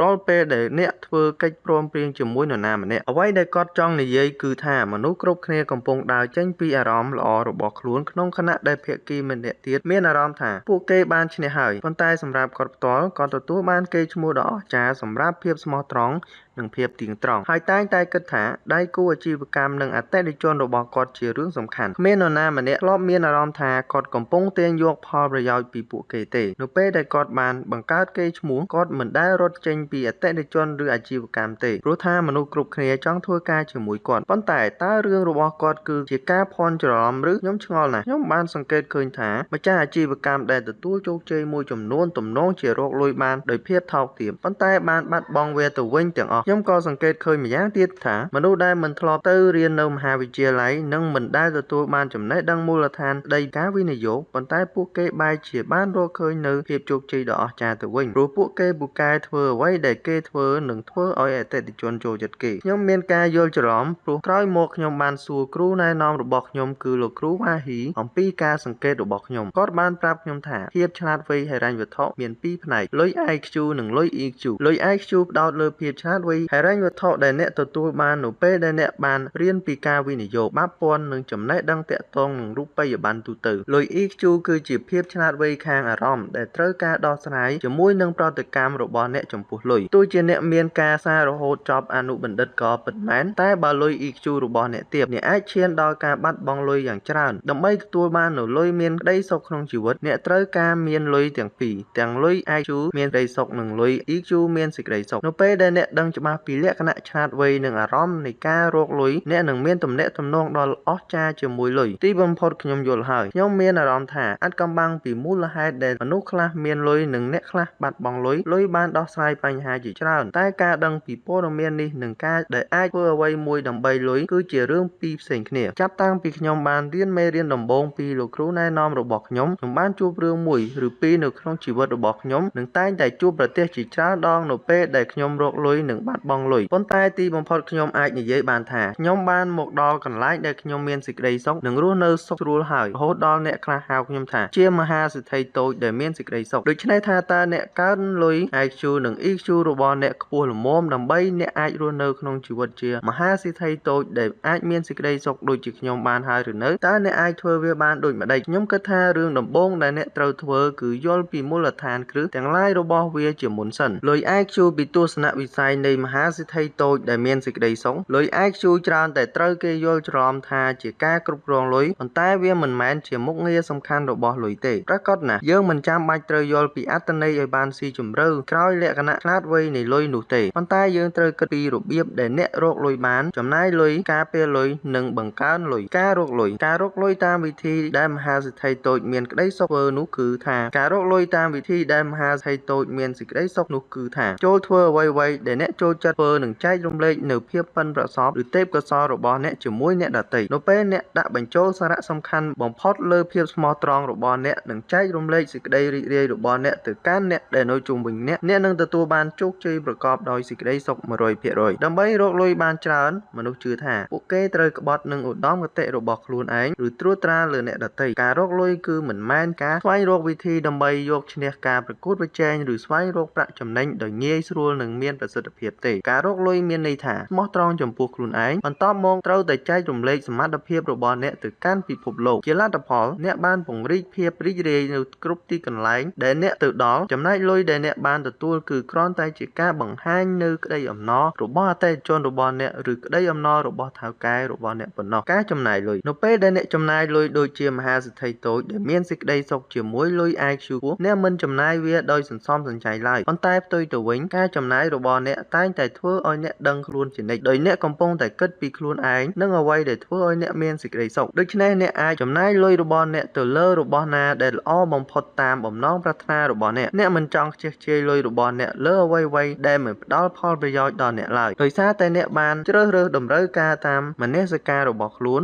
នលទ្ធផលគឺថាអ្នកមិនដែលមានអារម្មណ៍ថាការចំណាយលុយរបស់អ្នកខ្ជះខ្ជាយទេសៀវភៅល្អបំផុតមួយដែលបានលម្អិតនិងវិភាគពីរបៀបដែលមនុស្សចំណាយលុយដែលវានឹងនាំយើងឲ្យមានភាពពេញចិត្តខ្ពស់បំផុតនោះគឺជាសៀវភៅសេចក្តីសុខផ្នែកហិរញ្ញវត្ថុដែលស្ដីពីបច្ចេកទេសឬវិទ្យាសាស្ត្រក្នុងការចំណាយឲ្យកាន់តែមានសេចក្តីសុខពួកគេស្វែងរកគ្រប់វិធីដែលមនុស្សចំណាយលុយដែលមើលទៅទំនងជាមានសេចក្តីសុខបំផុតពួកគេបានសិក្សាយ៉ាងយកចិត្តទុកដាក់លើការសិក្សាស្រាវជ្រាវនិងបានសង្កេតមើលអាកប្បកិរិយារបស់មនុស្សបន្ទាប់មកពួកគេបានរកឃើញថាអ្នកដែលត្រូវការផ្ដោតមិនមែនលើរឿងរ៉ាវដែលកើតឡើងជាបន្តបន្ទាប់ទេប៉ុន្តែត្រូវផ្ដោតលើរឿងរ៉ាវដែលជាបទពិសោធន៍និងមានជីវិតរស់នៅក្នុងពេលបច្ចុប្បន្នភាពទើបមានអារម្មណ៍ល្អបំផុតអំពីរបៀបដែលពួកគេបានចំណាយលុយរបស់ពួកគេប្រសិនបើការចំណាយប្រាក់ក្នុងផ្លូវល្អនិងត្រឹមត្រូវមានន័យថាអ្នកកំពុងសន្សំនៅសេចក្តីសុខឬកំពុងសន្សំសុខក្រោយពីជីវិតអាចនឹងឈឺចិត្តបន្តិចបន្តួចតាមពិតជីវិតគឺជាល្បែងមួយដែលដាក់បញ្ចូលសេចក្តីចង់បានរបស់អ្នកបន្ថែមទៀតអ្នកប្រហែលជាចង់ស៊ើបអង្កេតសភាវគតិរបស់អ្នកឲ្យបានប្រុងប្រយ័ត្ននិងសន្សំសំចៃបំផុតថាហេតុអ្វីបានជាអ្នកខ្លាចក្នុងការចំណាយតើការភ័យខ្លាចមួយណាដែលតាក់ទងនឹងការចំណាយតើតម្លៃណាខ្លះដែលអ្នកពេញចិត្តចំណាយសម្រាប់របស់របរដែលធ្វើឲ្យអ្នកមានសេចក្តីសុខពេលអ្នកវាយតម្លៃពីលទ្ធភាពរបស់អ្នកនិងគិតពីសកម្មភាពដែលនាំមកនូវសេចក្តីអំណរក៏អ្នកអាចចំណាយកាន់តែមានទំនុកចិត្តនិងដឹងថាលុយដែលអ្នកបានចំណាយកំពុងតែត្រូវគេប្រើប្រាស់យ៉ាងឆ្លាតវៃការការពារប្រាក់ការការពារលុយគឺតិចជាងការលាក់ទុកវាឲ្យឆ្ងាយពីអ្នកដទៃ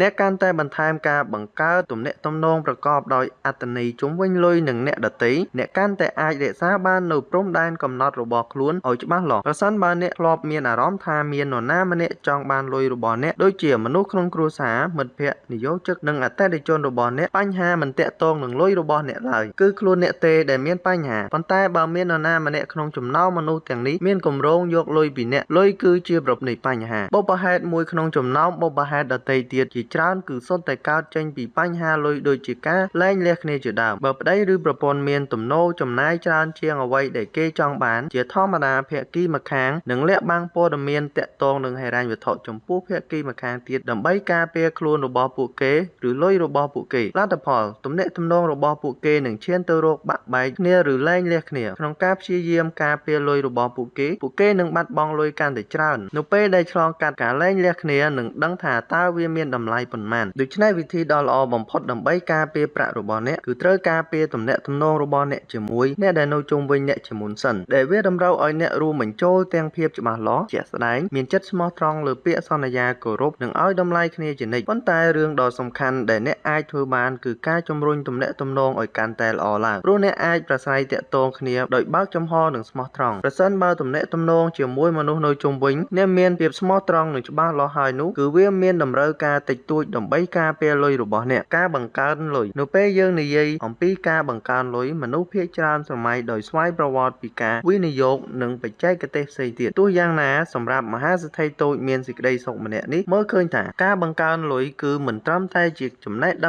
ងកម្រិតខាងក្រៅផ្នែកសេដ្ឋកិច្ចតែប៉ុណ្ណោះទេផ្ទុយទៅវិញវាមានន័យថាការស្វែងរកគោលបំណងដែលអ្នកជឿជាក់ចេញពីបេះដូងរួចហើយគាំទ្រគោលបំណងនោះជាមួយនឹងលុយរបស់អ្នកដោយមានគំនិតវែងឆ្ងាយទើបអ្នកគាំទ្រគោលបំណងរបស់អ្នកគ្រប់វិធីដើម្បីធ្វើវាឲ្យទទួលបានជោគជ័យក តាសម្រាប់ចិត្តដ៏សំខាន់ក្នុងការក្លាយជាមហាសេដ្ឋីតូចដ៏មានសេចក្តីសុខម្នាក់អ្នកត្រូវធ្វើឲ្យស្របជាមួយនឹងលុយរបស់អ្នកទៅនឹងតម្លៃនិងជំនឿរបស់អ្នកការអនុវត្តលើការវិនិយោគរបស់អ្នកគួរតែរួមបញ្ចូលសកម្មភាពផ្ទាល់ខ្លួនរបស់អ្នកនិងអាជីវកម្មចូលចាំថាផលនៃការនឿយហត់របស់អ្នកគឺជាប្រាក់ចំណេញហើយប្រាក់ចំណេញរបស់អ្នកត្រូវរក្សាទុកកប់ដោយក្តីអំណរយ៉ាងក្រៃលែងនៅពេលដែលអ្នកធ្វើដូច្នេះអ្នកប្រកាសជាដឹងមុនថាទីផ្សារនឹងប្រែប្រួលចុះឡើងដោយអ្នកមិនបារម្ភពីការវិនិយោគក្នុងកំឡុងពេលធ្លាក់ចុះឬមានវិបត្តិឡើយដោយហោចទៅសូម្បីតែពិចារណាថាតើអ្នកនឹងរកប្រាក់ចំណេញឬអត់ក៏អ្នកមិនចាំបាច់ចារណាដែរព្រោះអ្នកគ្រប់គ្រងមនុស្សណាដែលចែករំលែកគុណតម្លៃនិងចក្ខុវិស័យរបស់អ្នកផលចំណេញរយៈពេលវែងគឺថាអ្នកទទួលបានជោគជ័យដោយសារតែអ្នកកំពុងវិនិយោគឥតឈប់ឈរ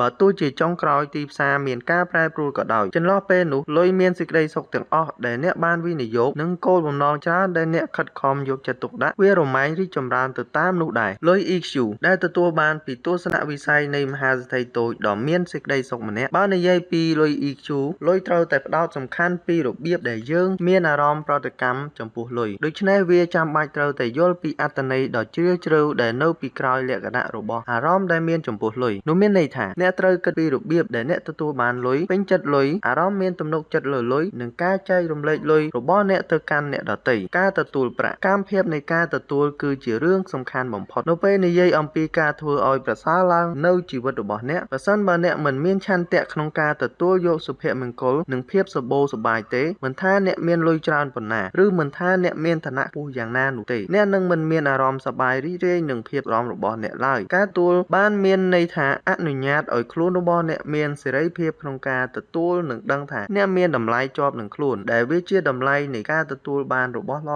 អៗជាបន្តបន្ទាប់ខ្ញុំមិនអាចបញ្ជាក់បានទេថាវាមានសារៈសំខាន់បែបណាចំពោះការមានឆន្ទៈក្នុងការទទួលអំណោយឱកាសនិងភាពលាភដែលត្រូវគេផ្ដល់ឲ្យជាញឹកញាប់មនុស្សខកខានមិនបានមើលឃើញនៅអ្វីដែលល្អត្រឹមត្រូវនៅចំពោះមុខពួកគេដើម្បីធ្វើឲ្យពួកគេទទួលបានភាពរីករាយឡើយពួកគេផ្ដោតខ្លាំងលើលទ្ធផលឬជំនឿអវិជ្ជមានរបស់ពួកគេខកខានក្នុងការទទួលបានឱកាសដ៏អស្ចារ្យនៅក្រោមច្រមុះរបស់ពួកគេតមកត្រៀមខ្លួនបរាជ័យហើយព្យាយាមដេញតាមអ្វីៗដែលមិនមានន័យសម្រាប់ពួកគេតើអ្នកធ្លាប់វិវក់នឹងការងារដើម្បីទទួលបានអ្វីដែលអ្នកគិតថាអ្នកត្រូវការតែអ្នកខកឱកាសទទួលអ្វីមួយដោយផ្ទាល់ចំពោះមុខបើអ្នកបដូរការយកចិត្តទុកដាក់របស់អ្នកចំពោះអ្វីដែលអ្នកអាចទទួលបាននោះអ្នកអាចចាប់ផ្ដើមដឹងថាតើមានចំនួនប៉ុន្មានអ្នកត្រូវបានគេផ្ដល់ឲ្យពេលដែលអ្នកផ្ដល់ឱកាសឲ្យខ្លួនឯងដើម្បីទទួលបាននោះគឺថាការចាប់ផ្ដើមយល់ដឹងពីភាពសម្បូរបែបយ៉ាងពិតប្រាកដការពេញចិត្តប្រាក់នៅពេលអ្នកពេញចិត្តនឹងអ្វីដែលអ្នកកំពុងរីករាយអ្នកកំពុងតែស្ថិតក្នុងបច្ចុប្បន្នភាពគឺស្ថិតនៅក្នុងដំណើររបស់សែនដើម្បីរស់នៅបច្ចុប្បន្នភាពប្រកបដោយសុភមង្គលគ្មានអតីតកាលគ្មានអនាគតបច្ចុប្បន្នគឺជាអំណោយទានដ៏សំខាន់សម្រាប់អ្នកនៅពេលដែលអ្នកកំពុងរីករាយជាមួយនឹងអំណោយទាននេះអ្នកកំពុងជួបប្រទះរឿងដែលខ្ញុំបានកំពុងនិយាយពីភាពសម្បូរបែបទោះយ៉ាងណាក៏ដោយមនុស្សភាគច្រើនមិនមានអារម្មណ៍បែបនេះទេភាគច្រើនជីវិតគឺជាការប្រកួតប្រជែងដោយហើយទៅសូម្បីតែនៅពេលដែលពួកគេរកអ្វីមួយបានក៏ដោយក៏ពួកគេមិនមានពេលវេលាសប្បាយរីករាយនឹងវានោះដែរពួកគេត្រូវត្រៀមខ្លួនសម្រាប់ការប្រកួតប្រជែងជាបន្តប្រសិនបើពួកគេមិនប្រឹងលើកក្រោយពួកគេនឹងចាញ់នរណាម្នាក់ផ្សេងទៀតជាមិនខានមនុស្សដែលស្ថិតក្នុងការប្រកួតប្រជែងការកង្វះគំនិតនេះរមែងត្រូវបានដាច់ចេញពីបច្ចុប្បន្នភាពពួកគេសោកស្ដាយចំពោះការបរាជ័យពីអតីតកាលរបស់ពួកគេឬពួកគេព្រួយបារម្ភមិនចេះចប់មិនចេះហើយអំពីបរាជ័យដែលនឹងកើតឡើងចំពោះពួកគេលទ្ធផលគឺថាពួកគេមិនដែលត្រេកអររីករាយនឹងពេញចិត្តនឹងផ្លែផ្កានៃកម្លាំងពលកម្មរបស់ពួកគេឡើយដូច្នេះវាដូចគ្នានឹងគ្មានការមិនទទួលបានផលសោះតើមែនទេដើម្បីទទួលបានភាពសម្បូរបែបអ្នកត្រូវតែស្ថិតក្នុងពេលបច្ចុប្បន្នឲ្យបាន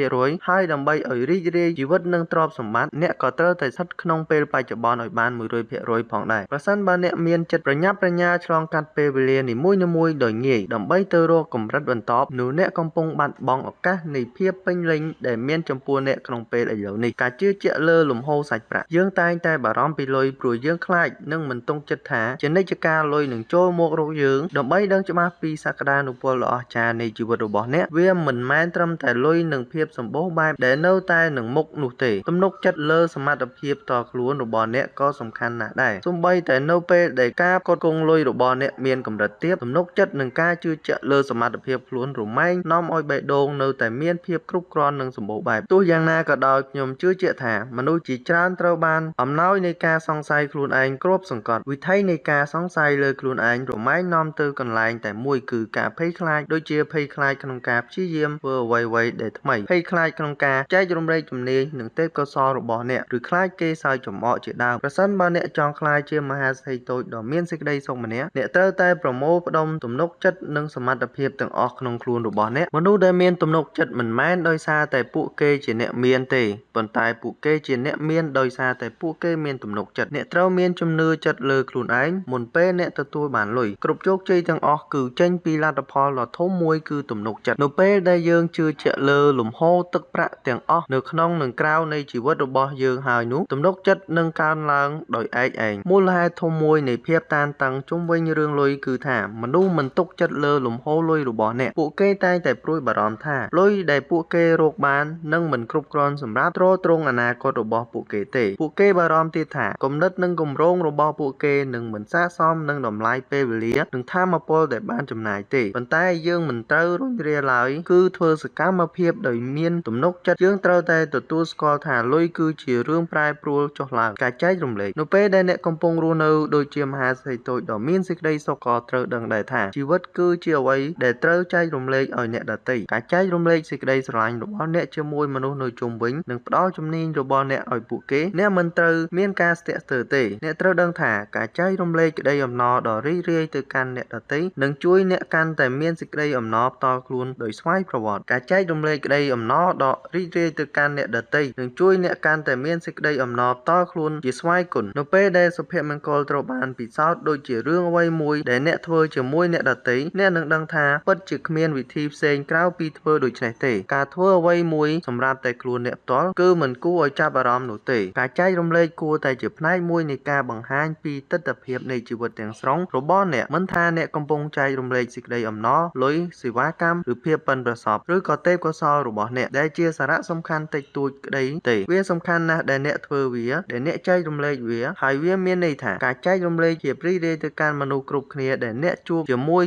ក្រុមគ្រួសាររបស់អ្នកផងមិត្តភ័ក្តិរបស់អ្នកមិត្តរួមការងាររបស់អ្នកអតិថិជនរបស់អ្នកនិងសង្គមរបស់អ្នកចែករំលែកកាន់តែច្រើននិងអ្នកមានចិត្តសប្បុរសកាន់តែច្រើនឡើងជាមួយនឹងពេលវេលារបស់អ្នកទេពកោសល្យរបស់អ្នកនិងភាពប៉ិនប្រសប់របស់អ្នកឲ្យភាពសម្បូរបែបកាន់តែហូរចូលមករកអ្នកហេតុអ្វីព្រោះថាគោលការណ៍នៃការចែករំលែកត្រូវបានផ្សារភ្ជាប់ជាមួយនឹងច្បាប់ធម្មជាតិពិភពធម្មជាតិគឺជាចំណែកមួយនៃការចែករំលែកអ្វីៗគ្រប់យ៉ាងត្រូវបានចងភ្ជាប់ជាមួយគ្នាទៅវិញទៅមកហើយនៅពេលផ្នែកណាមួយទទួលរងការឈឺចាប់ផ្នែកទាំងមូលត្រូវបានបោះបង់ចោលតុល្យភាពប្រសិនបើមានមនុស្សជាច្រើននឹងបើកទូលាយក្នុងការចែករំលែកនិងចូលរួមពីរីករាយក្នុងជីវិតជាមួយគ្នាបញ្ហាជាច្រើននៅលើពិភពលោកនឹងរលាយបាត់ភ្លាមៗដូចជាលោក Lin Tweet បានសរសេរក្នុងសៀវភៅវិញ្ញាណរបស់លុយស្ដីពីការផ្លាស់ប្ដូរទំនាក់ទំនងរវាងជីវិតនិងលុយថាលុយគឺប្រៀបដូចជាទឹកអញ្ចឹងវាអាចជាលូបង្ហូរទឹកដ៏ធំសម្រាប់ការបដិញ្ញាចិត្តរបស់យើងនិងជារូបិយប័ណ្ណនៃការស្រឡាញ់សម្រាប់យើងលុយអាចផ្លាស់ប្ដូរទិសដៅនៃការបដិញ្ញាចិត្តពុះបំផុតរបស់យើងនិងអាចចិញ្ចឹមពិភពលោករបស់យើងនិងខ្លួនយើងបានដូច្នេះចង់សួរថាតើអ្នកឲ្យតម្លៃលើអ្វីនៅពេលដែលអ្នកធ្វើឲ្យមានភាពខុសប្រក្រតីជាមួយនឹងអ្វីដែលអ្នកមានវានឹងពង្រីកឡើងការសហការរមែងបង្កើតបាននូវភាពចម្រើនរុងរឿងលំហូរនៃភាពសម្បូរបែបពិតជាចេញពីភាពគ្រប់គ្រាន់មិនដែលចេញមកពីភាពមិនចេះគ្រប់គ្រាន់ទេលុយរមែងដើរតាមចេតនារបស់យើងប្រសិនបើយើងប្រើវាដោយភាពស្មោះត្រង់បន្ទាប់មកវានឹងដើរដោយភាពស្មោះត្រង់ឆ្ពោះទៅមុខចូលដឹងពីលំហូរលុយគឺត្រូវទទួលខុសត្រូវលើរបៀបដែលលុយរបស់អ្នកផ្លាស់ប្ដូរពិភពលោកចូលឲ្យចិត្តរបស់អ្នកប្រាប់លុយរបស់អ្នកហើយលុយរបស់អ្នកបង្ហាញពីចិត្តអ្នកចូលប្រើប្រាស់ទ្រព្យសម្បត្តិរបស់អ្នកមិនត្រឹមតែលុយប៉ុណ្ណោះទេគឺនៅមានទាំងចរិតតខ្លួនរបស់អ្នកសមត្ថភាពទំនាក់ទំនងរបស់អ្នកនិងធនធានផ្សេងទៀតដែលមិនមែនជាលុយនិងជីវិតរបស់អ្នកតើអ្នកជាចៅហ្វាយរបស់លុយឬជាទេសកលរបស់លុយជាច្រើនឆ្នាំកន្លងមកហើយឪពុករបស់ខ្ញុំបានប្រាប់ខ្ញុំថាលុយមានមុខពីរដូចជាកាក់អញ្ចឹងដែរគឺម្ខាងជាព្រះនិងម្ខាងទៀតជាបិសាចពេលនោះដែរគាត់បាននិយាយជាមួយខ្ញុំតាក់ទងនឹងចំនួនលុយកាក់នយោបាយនិងអ្វីដែលកំពុងកើតឡើងក្នុងពិភពលោកទោះយ៉ាងណាវិធីដែលឪពុករបស់ខ្ញុំបាននិយាយគឺសុទ្ធតែជារឿងនៃការព្រួយបារម្ភខ្ញុំនៅចាំបានថាខ្ញុំមានអារម្មណ៍ថាហាក់ដូចជាបានឮលហៀងនៅអ្វី ដែលខ្ញុំមិនត្រូវបានគេអនុញ្ញាតឲ្យដឹងក្នុងនាមខ្ញុំជាមនុស្សពេញវ័យខ្ញុំអាចយល់អ្វីដែលឪពុករបស់ខ្ញុំបាននិយាយប្រាប់រាល់ពេលខ្ញុំបានអានកាសែតឬមើលទូរទស្សន៍ហើយទទួលអារម្មណ៍ថាអាចមានរឿងខ្លះឈឺចាប់ដោយសារតែលុយវាហាក់ដូចជាករណីព្រហ្មទណ្ឌអញ្ចឹងដែលវាមានទាំងរឿងពិតនិងប្រឌិតនៅជុំវិញរឿងលុយតាមរបៀបឬរូបភាពផ្សេងៗគ្នាជាញឹកញាប់អ្នកប្រហែលជាធ្លាប់ឮរឿងរ៉ាវទាក់ទងនឹងនិយោជិតដែលខិតខំធ្វើការយ៉ាងនឿយហត់និងបានដឹងខ្លួនឯងថានៅលើក្បាលរបស់ពួកគេទុកទៅដោយបំណុលគឺដោយសារតែការញៀននឹងលបែងឬរឿងមិនល្អអ្វីមួយទោះយ៉ាងណាស្ថានភាពហាក់ដូចជាតានតឹងនឹងកើនឡើងរហូតឈានទៅដល់ការកេងប្រវ័ញ្ចថវិកាក្រុមហ៊ុនការសូកប៉ាន់ការលួចបន្លំនិងពេលខ្លះឈានដល់ការប្រើអំពើហិង្សានិងធ្វើឃាតកម្មដោយសារតែលុយក៏មានតែរឿងនេះអាចកើតឡើងដោយរបៀបណាឬដោយសារតែលុយវាធ្វើឲ្យអ្នកមានអារម្មណ៍ហាក់ដូចជាលុយមានអ្វីប្លែកគ្រោះថ្នាក់ដល់មនុស្សនិងអូសទាញពួកគេចូលទៅក្នុងពិភពមួយនៃភាពឆ្កួតវង្វេងអ្នកប្រហែលជាធ្លាប់ស្ដាប់មិត្តភក្តិនិងសមាជិកគ្រួសារណាម្នាក់ប្រាប់ថាគាត់គឺជាមនុស្សម្នាក់មានអារម្មណ៍ស្ងប់ស្ងាត់រហូតដល់មានលុយហូរចូលមកពាក់ព័ន្ធព្រោះលុយបានផ្សារភ្ជាប់ទៅនឹងជីវិតរបស់យើងយ៉ាងជិតស្និទ្ធដល់អត្ថន័យដល់ខ្លួនយើងនិងឲ្យតម្លៃដល់យើងជាមនុស្សបើមាននរណាម្នាក់រងផលប៉ះពាល់ដោយសារលុយស្រដៀងគ្នានេះគេគឺជាប្រភេទមនុស្សដែលបណ្ដោយឲ្យភាពឆ្កួតវង្វេងចូលមកសន្ធិដ្ឋក្នុងខ្លួនបណ្ដោះអាសន្នអ្នកណាដែលមើលមិនឃើញថាតើពួកគេជាមនុស្សតើពួកគេជានរណាឲ្យពិតប្រាកដពួកគេនឹងធ្វើរឿងរ៉ាវឆ្កួតដោយសារតែលុយមនុស្សគ្រប់គ្នាមិនចាំបាច់ធ្វើរឿងឆ្កួតដើម្បីលុយទេដូចជាមិនសប្បាយចិត្តក្នុងការបន្តការងារនៅកន្លែងធ្វើការដែលធ្វើអ្វីមួយគឺដើម្បីបង់វិក័យប័ត្ររបស់អ្នកឬបឺតជញ្ជក់ឈាមអតិថិជនឬក៏កេងប្រវ័ញ្ចលើអ្នករួមការងារដើម្បីធានាបាននៅលំហូរថេរនៃប្រាក់ចំណូលប្រសិនបើអ្នកមិនបង្កើនការយល់ដឹងពីវិសាលភាពនៃលុយដែលកំពុងមានឥទ្ធិពលនិងកំពុងគ្រប់គ្រងការរស់នៅនិងការសម្រេចចិត្តក្នុងពេលបច្ចុប្បន្នរបស់អ្នកទេអ្នកមិនអាចរំដោះខ្លួនចេញពីការក្តោបក្តាប់របស់លុយបានឡើយដើម្បីរំដោះខ្លួនចេញពីការក្តោបក្តាប់នេះអ្នកត្រូវតែស្វែងយល់និងដឹងច្បាស់ពីវិធីដែលអ្នកនឹងខិតទៅជិតលុយមានវិធីសាស្ត្រពីរដែលអ្នកអាចធ្វើបានគឺអ្នកអាចទាំងប្រើប្រាស់លុយរបស់អ្នកឲ្យបានល្អនិងអនុញ្ញាតឲ្យលុយរបស់អ្នកបម្រើអ្នកហេតុអ្វីជីវិតរបស់យើងត្រូវគ្រប់គ្រងដោយលុយការប្រឈមមុខនឹងអតីតកាលរបស់យើងនៅពេលកូនស្រីរបស់ខ្ញុំចូលរៀនថ្នាក់មត្តេយ្យខ្ញុំបានស្ម័គ្រចិត្តទៅកំដរនាងក្នុងថ្នាក់រៀនរបស់នាង 2-3 ដងក្នុងមួយសប្តាហ៍ព្រោះខ្ញុំចូលចិត្តមើលក្មេងៗគឺមើលការវិវត្តរបស់ពួកគេខណៈដែលខ្ញុំនៅទីនោះខ្ញុំអាចអង្គុយមើលពួកគេយ៉ាងសប្បាយហើយសង្កេតឃើញរឿងមួយចំនួនគឺថានៅពេលយើងកើតមកយើងមិនបានកើតមកជាមួយនឹងគំនិតឬវិធីតាក់ទងនឹងលុយទេគឺទទេស្អាតតែម្ដងប៉ុន្តែចំណាប់អារម្មណ៍រឿងលុយរបស់យើងលេចឡើងខ្លាំងនៅពេលក្រោយគឺប្រហែលជានៅពេលដែលយើងចាប់ផ្ដើមចូលរៀនសាលាមត្តេយ្យហើយលេងជាមួយក្មេងផ្សេងទៀតមិនថាអ្នកធំដឹងក្តីឡើយក្នុងប្រទេសណាមួយនោះទេវារមែងមានភាពខុសគ្នាតិចតួចរវាងប្រព័ន្ធអប់រំនៅប្រទេសជប៉ុននិងលោកខាងលិចចំណែកភាពស្រដៀងគ្នាច្រើនដូចជាវិសមកាលបុណ្យនៃក្តីស្រឡាញ់បុណ្យណូអែលជាដើមនៅឆ្នាំដែលកូនស្រីរបស់ខ្ញុំរៀននៅសាលាមត្តេយ្យនោះថ្នាក់រៀនត្រូវបំភ្លឺដោយអំពូលភ្លើងនិងការតុបតែងលម្អរាល់ពេលនៃថ្ងៃវិសមកាលនៃបុណ្យណូអែលជិតមកដល់នៅល្ងាចថ្ងៃមួយខណៈដែលក្មេងៗកំពុងលេងហ្គេមខ្ញុំបានសួរក្មេងប្រុសម្នាក់ក្នុងចំណោមក្មេងប្រុសជាច្រើនថាតើកាដូអ្វីដែលគេនឹងទទួលបានសម្រាប់ថ្ងៃបុណ្យណូអែលពិតណាស់ក្មេងបានឆ្លើយខ្ញុំនឹងមិនបានទៅទទួលអ្វីទេនេះមិនមែនជាចម្លើយដែលខ្ញុំបានរំពឹងទុកនោះទេដោយសារចង់ដឹងទើបខ្ញុំបានសួរទៀតថាហេតុអ្វីមិនបានទៅគេឆ្លើយថាព្រោះគ្រួសារខ្ញុំក្រីក្រការគិតរបស់ក្មេងប្រុសអាយុ6ឆ្នាំម្នាក់នេះមានការយល់ច្បាស់ពីសង្គមនិងបញ្ហាសេដ្ឋកិច្ចរបស់គេខ្ញុំបានសួរគេថាពាក្យថាក្រមានន័យថាយ៉ាងម៉េចគេមិនបានឆ្លើយតបទេតើឯងចេះពាក្យនេះមកពីណាគេប្រាប់ថាបានឮពីម្ដាយគេនិយាយម្ដាយរបស់គេបានប្រាប់គេទៀតថានេះជាមូលហេតុដែលពួកគេមិនអាចទទួលបានកាដូនៅថ្ងៃបុណ្យណូអែលមនុស្សយើងស្ទើរតែគ្រប់គ្នាត្រូវបានដាក់បញ្ចូលកម្មវិធីបែបនេះដោយសារតែអចេតនាតាមរយៈឪពុកម្ដាយដើម្បីឲ្យយើងមានជំនឿលើការខ្វះខាតលុយពួកគេនិយាយរឿងរ៉ាវដដែលដូចជាយើងមិនមានលុយគ្រប់គ្រាន់ទេហើយយើងក៏មានបទពិសោធន៍ឈឺចាប់ក្នុងកំឡុងពេលអាយុ6ឬ7ឆ្នាំនៅពេលដែលយើងចាប់ផ្ដើមឮឪពុកម្ដាយរបស់យើងរអ៊ូរទាំដដែលពីទំហំផ្ទះដែលយើងកំពុងរស់នៅសម្លៀកបំពាក់ដែលយើងកំពុងស្លៀកពាក់និងឡានដែលឪពុកម្ដាយរបស់យើងកំពុងបើកបរយើងក៏ចាប់ផ្ដើមទទួលយកគំនិតខ្វះខាតនេះផងដែរ ពេលនោះយើងចាប់ផ្ដើមប្រៀបធៀបខ្លួនឯងនឹងមិត្តរួមថ្នាក់របស់យើងប្រសិនបើពួកគេមានច្រើនជាងយើងបន្ទាប់មកយើងគិតថាយើងមិនអាចមានវាឥឡូវនេះទេភ្លាមនោះយើងចង់បានថែមទៀតនៅអ្វីដែលយើងមានមិនគ្រប់គ្រាន់ពេលអាយុ10ឆ្នាំយើងដឹងថាតើឪពុកម្ដាយរបស់យើងឈរនៅទីណានៅក្នុងសង្គមនឹងរៀនពីពិភពពិតប្រសិនបើយើងមានលុយច្រើនតែម្នាក់ឯងយើងអាចទទួលបាននូវរបស់ដែលជាទីពេញចិត្តកាន់តែច្រើនមានការគោរពស្រឡាញ់កាន់តែច្រើននិងមានមិត្តភ័ក្តិកាន់តែច្រើនដល់វ័យ15ឆ្នាំយើងភាគច្រើនខ្លាយជាទេសកលរបស់លុយដោយសុខចិត្តធ្វើអ្វីៗដើម្បីទទួលបានវាកាន់តែច្រើនបន្ថែមទៀតលុយកាន់តែចាប់ផ្ដើមមានឥទ្ធិពលដល់ទំនាក់ទំនងរបស់យើងនៅពេលដែលយើងចាប់ផ្ដើមណាត់ជួបនរណាម្នាក់ហើយចង់ជូនកាដូដល់ពួកគេជារឿយគម្លាតផ្នែកហិរញ្ញវត្ថុនិងសង្គមមានទំហំកាន់តែធំឡើងហើយយើងមានអារម្មណ៍ថាមានសម្ពាធក្នុងការណាត់ជួបនរណាម្នាក់ក្នុងហាងពិសេសឬនៅកន្លែងណាមួយដ៏ស្រស់ស្អាតនិងស៊ីវិល័យពិតណាស់យើងមិនចង់ឲ្យពួកគេទៅភោជនីយដ្ឋានធម្មតាធ្វើឲ្យពួកគេអាក់អន់ចិត្តជាមួយកាដូមិនល្អឬបង្ហាញពួកគេពីភាពមិនថ្លៃថ្នូររបស់យើងនោះទេគ្រាមួយមាននារីវ័យក្មេងម្នាក់បានត្អូញត្អែអំពីមិត្តប្រុសរបស់នាងដោយប្រាប់ខ្ញុំថាខ្ញុំសមនឹងទទួលបានកាដូថ្លៃ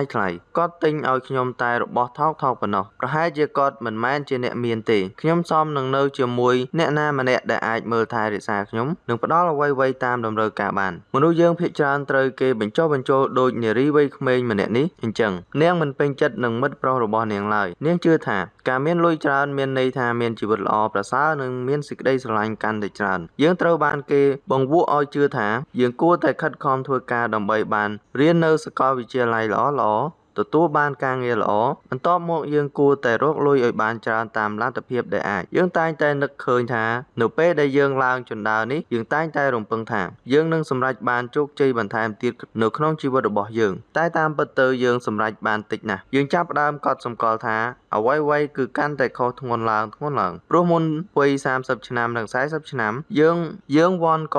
ដោយបំណុលយ៉ាងធ្ងន់ធ្ងរដូចជាប្រាក់កម្ចីទិញផ្ទះរថយន្តប្រាក់កម្ចីសិក្សាសមតុល្យកាតឥណទាននិងអ្វីៗមិនចេះអស់បន្ទាប់មកកូនរបស់យើងឈានដល់អាយុដែលពួកគេត្រូវចូលរៀននៅសាកលវិទ្យាល័យល្អពេលនោះហើយគឺជាស្ថានភាពលំបាកនិងស្មុគស្មាញកាន់តែខ្លាំងភ្លាមនោះយើងក៏គិតឃើញវិសមការនឹងចូលមកដល់នៅ2សប្តាហ៍ទៀតដែលវានាំមកនៅក្តីបារម្ភច្រើនជាងការសប្បាយប៉ុន្តែគ្មានប្រាក់និងគ្មានពេលសប្បាយឡើយយើងដឹងយ៉ាងច្បាស់ថាប្រកាសជាមានអ្វីមួយខុសប្រក្រតីប៉ុន្តែដោយសារតែយើងរវល់តែឈប់គិតដល់ថាតើបញ្ហាចាប់ផ្ដើមពេលណាទើបធ្វើឲ្យយើងមិនបានបន្តដំណើររបស់យើងទៅមុខទៀតយើងទាំងអស់គ្នាតែងតែទទួលជាឥទ្ធិពលពីអតីតកាលដូចខ្ញុំបាននិយាយហើយថាមនុស្សយើងភាគច្រើនមានទាំងអនុស្សាវរីយ៍រីករាយនិងជូរចត់ពាក់ព័ន្ធនឹងលុយកាលពីយើងនៅតូចអតិថិជនអាយុ70ឆ្នាំម្នាក់របស់ខ្ញុំបានយំដូចកូនក្មេងនៅពេលគាត់និយាយពីលុយនិងម៉ាក់របស់គាត់ពួកគាត់លំបាកខ្លាំងណាស់កាលគាត់នៅពីក្មេងគាត់មិនមានលុយគ្រប់គ្រាន់ដើម្បីរស់នៅនោះទេឪពុកម្ដាយរបស់គាត់ទុកគាត់ឲ្យនៅម្នាក់ឯងនិងមិនដែលទិញតុក្កតាឲ្យគាត់សម្រាប់ថ្ងៃខួបកំណើតរបស់គាត់ឡើយថ្មីបើតែបច្ចុប្បន្ននេះគាត់មានទ្រព្យសម្បត្តិនិងជោគជ័យក៏ពិតមែនប៉ុន្តែគាត់មិនអាចមានសេចក្តីសុខជាមួយនឹងទ្រព្យសម្បត្តិរបស់គាត់នោះដែរព្រោះការភ័យខ្លាចបានគ្របសង្កត់លើគំនិតរបស់គាត់ទៅហើយសុបិនដ៏អាក្រក់ចុងក្រោយរបស់គាត់គឺការភ័យខ្លាចថាថ្ងៃណាមួយគាត់នឹងបាត់បង់អ្វីៗទាំងអស់វិញត្រឹមតែមួយយប់ព្រោះរឿងរ៉ាវកាលពីកុមារភាពរបស់គាត់នៅតែមានភាពរស់រវើកនៅឡើយការប៉ះទង្គិចផ្លូវចិត្តនៅតែបន្តលងបន្លាចគាត់មិនមែនតែគាត់ម្នាក់ទេគឺនៅគ្រប់ទីកន្លែងលើពិភពលោកមនុស្សតែងតែឈឺចាប់ដោយសារតែរឿងលុយជាពិសេសនៅពេលដែលក្រុមគ្រួសាររបស់ពួកគេចូលមកពាក់ព័ន្ធនឹងលុយប្រសិនបើអ្នកចង់អស់ក្តីកង្វល់ពីរឿងលុយអ្នកប្រហែលជាត្រូវជីកកប់ឲ្យជ្រៅនៅទំនាក់ទំនងអតីតកាលរបស់អ្នកដែលពាក់ព័ន្ធនឹងរឿងលុយហើយពិនិត្យមើលថាតើអ្វីគឺជាការប៉ះទង្គិចផ្លូវចិត្តដំបូងរបស់អ្នកតើអ្វីខ្លះជាការភ័យខ្លាចរបស់អ្នកហើយហេតុអ្វីលុយគ្រប់គ្រងអ្នកតើលុយគ្រប់គ្រងអ្នកបានដូចម្តេចតើអ្វីខ្លះបានបំផុសគំនិតអ្នកឲ្យជឿអ្វីត្បិតតែការមើលត្រឡប់ក្រោយអាចនឹងធ្វើឲ្យអ្នកជឿចាប់និងគួរឲ្យតក់ស្លុតបន្តិចបន្តួចក៏ពិតមែនប៉ុន្តែការស្វែងយល់ពីកន្លែងដែលអ្នកកំពុងតែស្ថិតនៅដែលមានទំនាក់ទំនង ងរវាងអ្នកនិងលុយជំនឿដោយមិនដឹងខ្លួនអ្នកអាចនឹងមើលឃើញកាន់តែច្បាស់ពីរបៀបដែលលុយកំពុងតែគ្រប់គ្រងលើជីវិតរបស់អ្នកបន្ទាប់ពីយើងបានដឹងពីមូលហេតុច្បាស់ហើយអ្នកនឹងមានអារម្មណ៍ថាស្រាលជាងមុននិងរីករាយខ្លាំងជាងមុនទោះបីឈឺចាប់ក៏ដោយប៉ុន្តែការទទួលស្គាល់ថាអ្នកនៅទីណាឲ្យប្រកបគឺជាជំហានចាំបាច់ក្នុងការនាំអ្នកដឹងពីកន្លែងដែលអ្នកកំពុងស្ថិតនៅបច្ចុប្បន្ននេះហើយអ្នកនឹងដឹងច្បាស់ពីកន្លែងដែលអ្នកចង់ទៅមុខបន្តទៀតប្រវត្តិប្រាក់របស់អ្នកនឹងបង្ហាញពីរបៀបកំណត់អត្តសញ្ញាណផ្ទាល់ខ្លួនរបស់អ្នកដែលជាប់តាក់ទងជាមួយលុយថាតើអ្នកនិងលុយមានទំនាក់ទំនងគ្នាបែបណារហូតមកដល់ពេលនេះទោះជាយើងចង់បដិសេធចំពោះវាប៉ុន្តែឪពុកម្ដាយនិងជីដូនជីតារបស់យើងបានទទួលស្គាល់ឥទ្ធិពលរបស់វារួចទៅហើយរហូតធ្វើឲ្យយើងចាប់អារម្មណ៍និងរួមគ្នាបង្កើតផែនការលុយនៅពេលដែលអ្នកត្រឡប់ទៅមើលប្រវត្តិរបស់អ្នកនឹងឃើញថាតើអ្នកមកពីណាតើអ្នកអាចសរសេរផែនការនេះឡើងវិញដើម្បីនាំអ្នកទៅកាន់កន្លែងណាដែលអ្នកចង់ទៅបានទេតើជំនឿណាមួយដើម្បីរក្សាទុកនឹងមួយណាដែលត្រូវបោះចោលព្រោះពួកគេលែងប្រើការបានហើយលុយនិងអារម្មណ៍នៅពេលយើងផ្ដោតទៅលើលុយអារម្មណ៍ប្លែកៗជាច្រើនបានកើតឡើងដោយឯងនរណាម្នាក់ដែលមានអារម្មណ៍អវិជ្ជមាននៅក្នុងស្ថានភាពមួយដែលផ្ទុយគ្នាទាំងស្រុងដូចជានៅក្នុងស្ថានភាពរីករាយឬរំភើបខ្លាំងភាគច្រើនអារម្មណ៍អវិជ្ជមានទាំងនេះនឹងលេចឡើងតិចជាងសម្បញ្ញៈរបស់យើងដូច្នេះយើងពិតជាមិនចាំបាច់ចំណាយពេលវេលាគិតពីអ្វីដែលយើងមានអារម្មណ៍ទេប៉ុន្តែពេលដែលយើងជួបប្រទះអារម្មណ៍ទាំងនេះស្ថិតក្នុងថាសម្បញ្ញៈយើងនឹងដាក់កំហិតដោយស្វ័យប្រវត្តិនៅរបៀបដែលយើងបានជួបប្រទះក្នុងជីវិតរបស់យើងប្រសិនបើអ្នកមិនមានការកត់សម្គាល់ពីកង្វល់ឬក្តីបារម្ភដែលអ្នកបានជួបប្រទះដោយសារតែលុយនោះទេវាអាចត្រួតត្រានិងគ្រប់គ្រងលើជីវិតរបស់អ្នកបានព្រោះអត្ថសម្បញ្ញៈរបស់យើងបានរក្សាវាទុកបាត់ទៅហើយឧបមាថាអ្នកមានអ្វីមួយដែលអ្នកពិតជាចង់ធ្វើសម្រាប់ខ្លួនឯងឬនរណាម្នាក់ផ្សេងទៀតប៉ុន្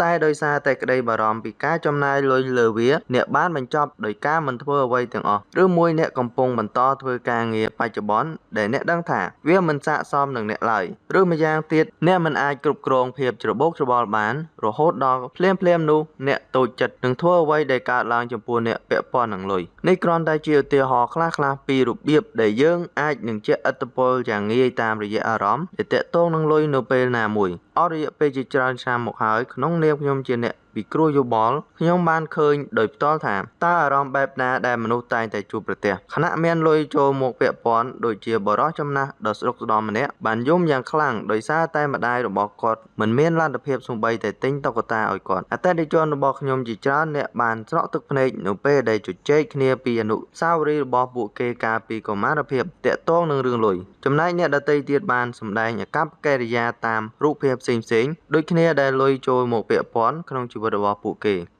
ចិត្តស្រាលនិងងាយរំជួលឬពួកគេនឹងឆាប់ប្តឹងផ្ដាល់អ្នកណាម្នាក់សូម្បីតែរឿងតូចតាចព្រោះពួកគេជាមនុស្សតូចចិត្តនិងអស់សង្ឃឹមចំពោះស្ថានភាពជីវិតបច្ចុប្បន្នរបស់ពួកគេអារម្មណ៍តាក់ទងនឹងលុយរបស់យើងអាចនឹងចូលទៅដល់អត្ថសម្បញ្ញៈរបស់យើងក៏ថាបាននោះហើយជាមូលហេតុដែលថាលុយគឺជាមូលហេតុមួយក្នុងចំណោមហេតុផលធំដែលធ្វើឲ្យគូស្វាមីភរិយាលែងលះគ្នាដោយសារតែលុយក៏មានប្រសិនបើអ្នកសម្លឹងមើលវាតែបន្តិចនោះអ្នកអាចយល់ឃើញផ្ទាល់ខ្លួនថាលុយគឺជាប្រភពនៃការមិនសប្បាយចិត្តនៅក្នុងទំនាក់ទំនងឬបញ្ហាអាជីវកម្មរបស់អ្នកប៉ុន្តែខ្ញុំចង់ឲ្យអ្នកវាយតម្លៃខ្លួនឯងបន្តិចដើម្បីឲ្យដឹងថាអារម្មណ៍បែបណាដែលអ្នកតែងតែជួបប្រទះច្រើនបំផុតនៅពេលអ្នកគិតពាក់ព័ន្ធនឹងលុយដោយខ្ញុំនឹងស្វែងរកអារម្មណ៍ដ៏លេចធ្លោមួយចំនួនដើម្បីឲ្យអ្នកអាចយល់បានថាតើអារម្មណ៍មួយណាដែលមានឥទ្ធិពលវិជ្ជមានល្អបំផុតចំពោះជីវិតរបស់អ្នកនៅពេលដែលអ្នកយល់ពីប្រភេទជាច្រើននៃអារម្មណ៍ដែលពាក់ព័ន្ធនឹងលុយចំនួននៃភាពតានតឹងដែលពាក់ព័ន្ធរមែងលុបនឹងធ្លាក់ចុះយ៉ាងខ្លាំងហេតុអ្វីព្រោះយើងមិនអាចផ្ដោតលើអ្វីដែលយើងមិនដឹងបានទេតាមរយៈអត្ថសម្បញ្ញៈនិងការសង្កេតយ៉ាងស៊ីជម្រៅយើងអាចធ្វើឲ្យអារម្មណ៍មានភាពល្អប្រសើរជាងមុនហើយទំនាក់ទំនងដ៏តានតឹងជាមួយលុយនឹងធូរស្បើយជាងមុនដែរយើងអាចចាប់ផ្ដើមកែលម្អវិធីសាស្ត្ររបស់យើងដែលមានចំពោះលុយយើងអាចឈប់គិតពីវានៅពេលរឿងរ៉ាវមួយចំនួនបង្កអន្តរាយដល់យើងប៉ុន្តែយើងឲ្យចាប់ផ្ដើមគិតពីវានៅពេលដែលរឿងរ៉ាវមួយចំនួនមានសក្តានុពលក្នុងការនាំមកនៅអ្វីដែលល្អនៅក្នុងជីវិតរបស់យើងអញ្ចឹងចាំដល់ណាទៀតតោះយើងចាប់ផ្ដើម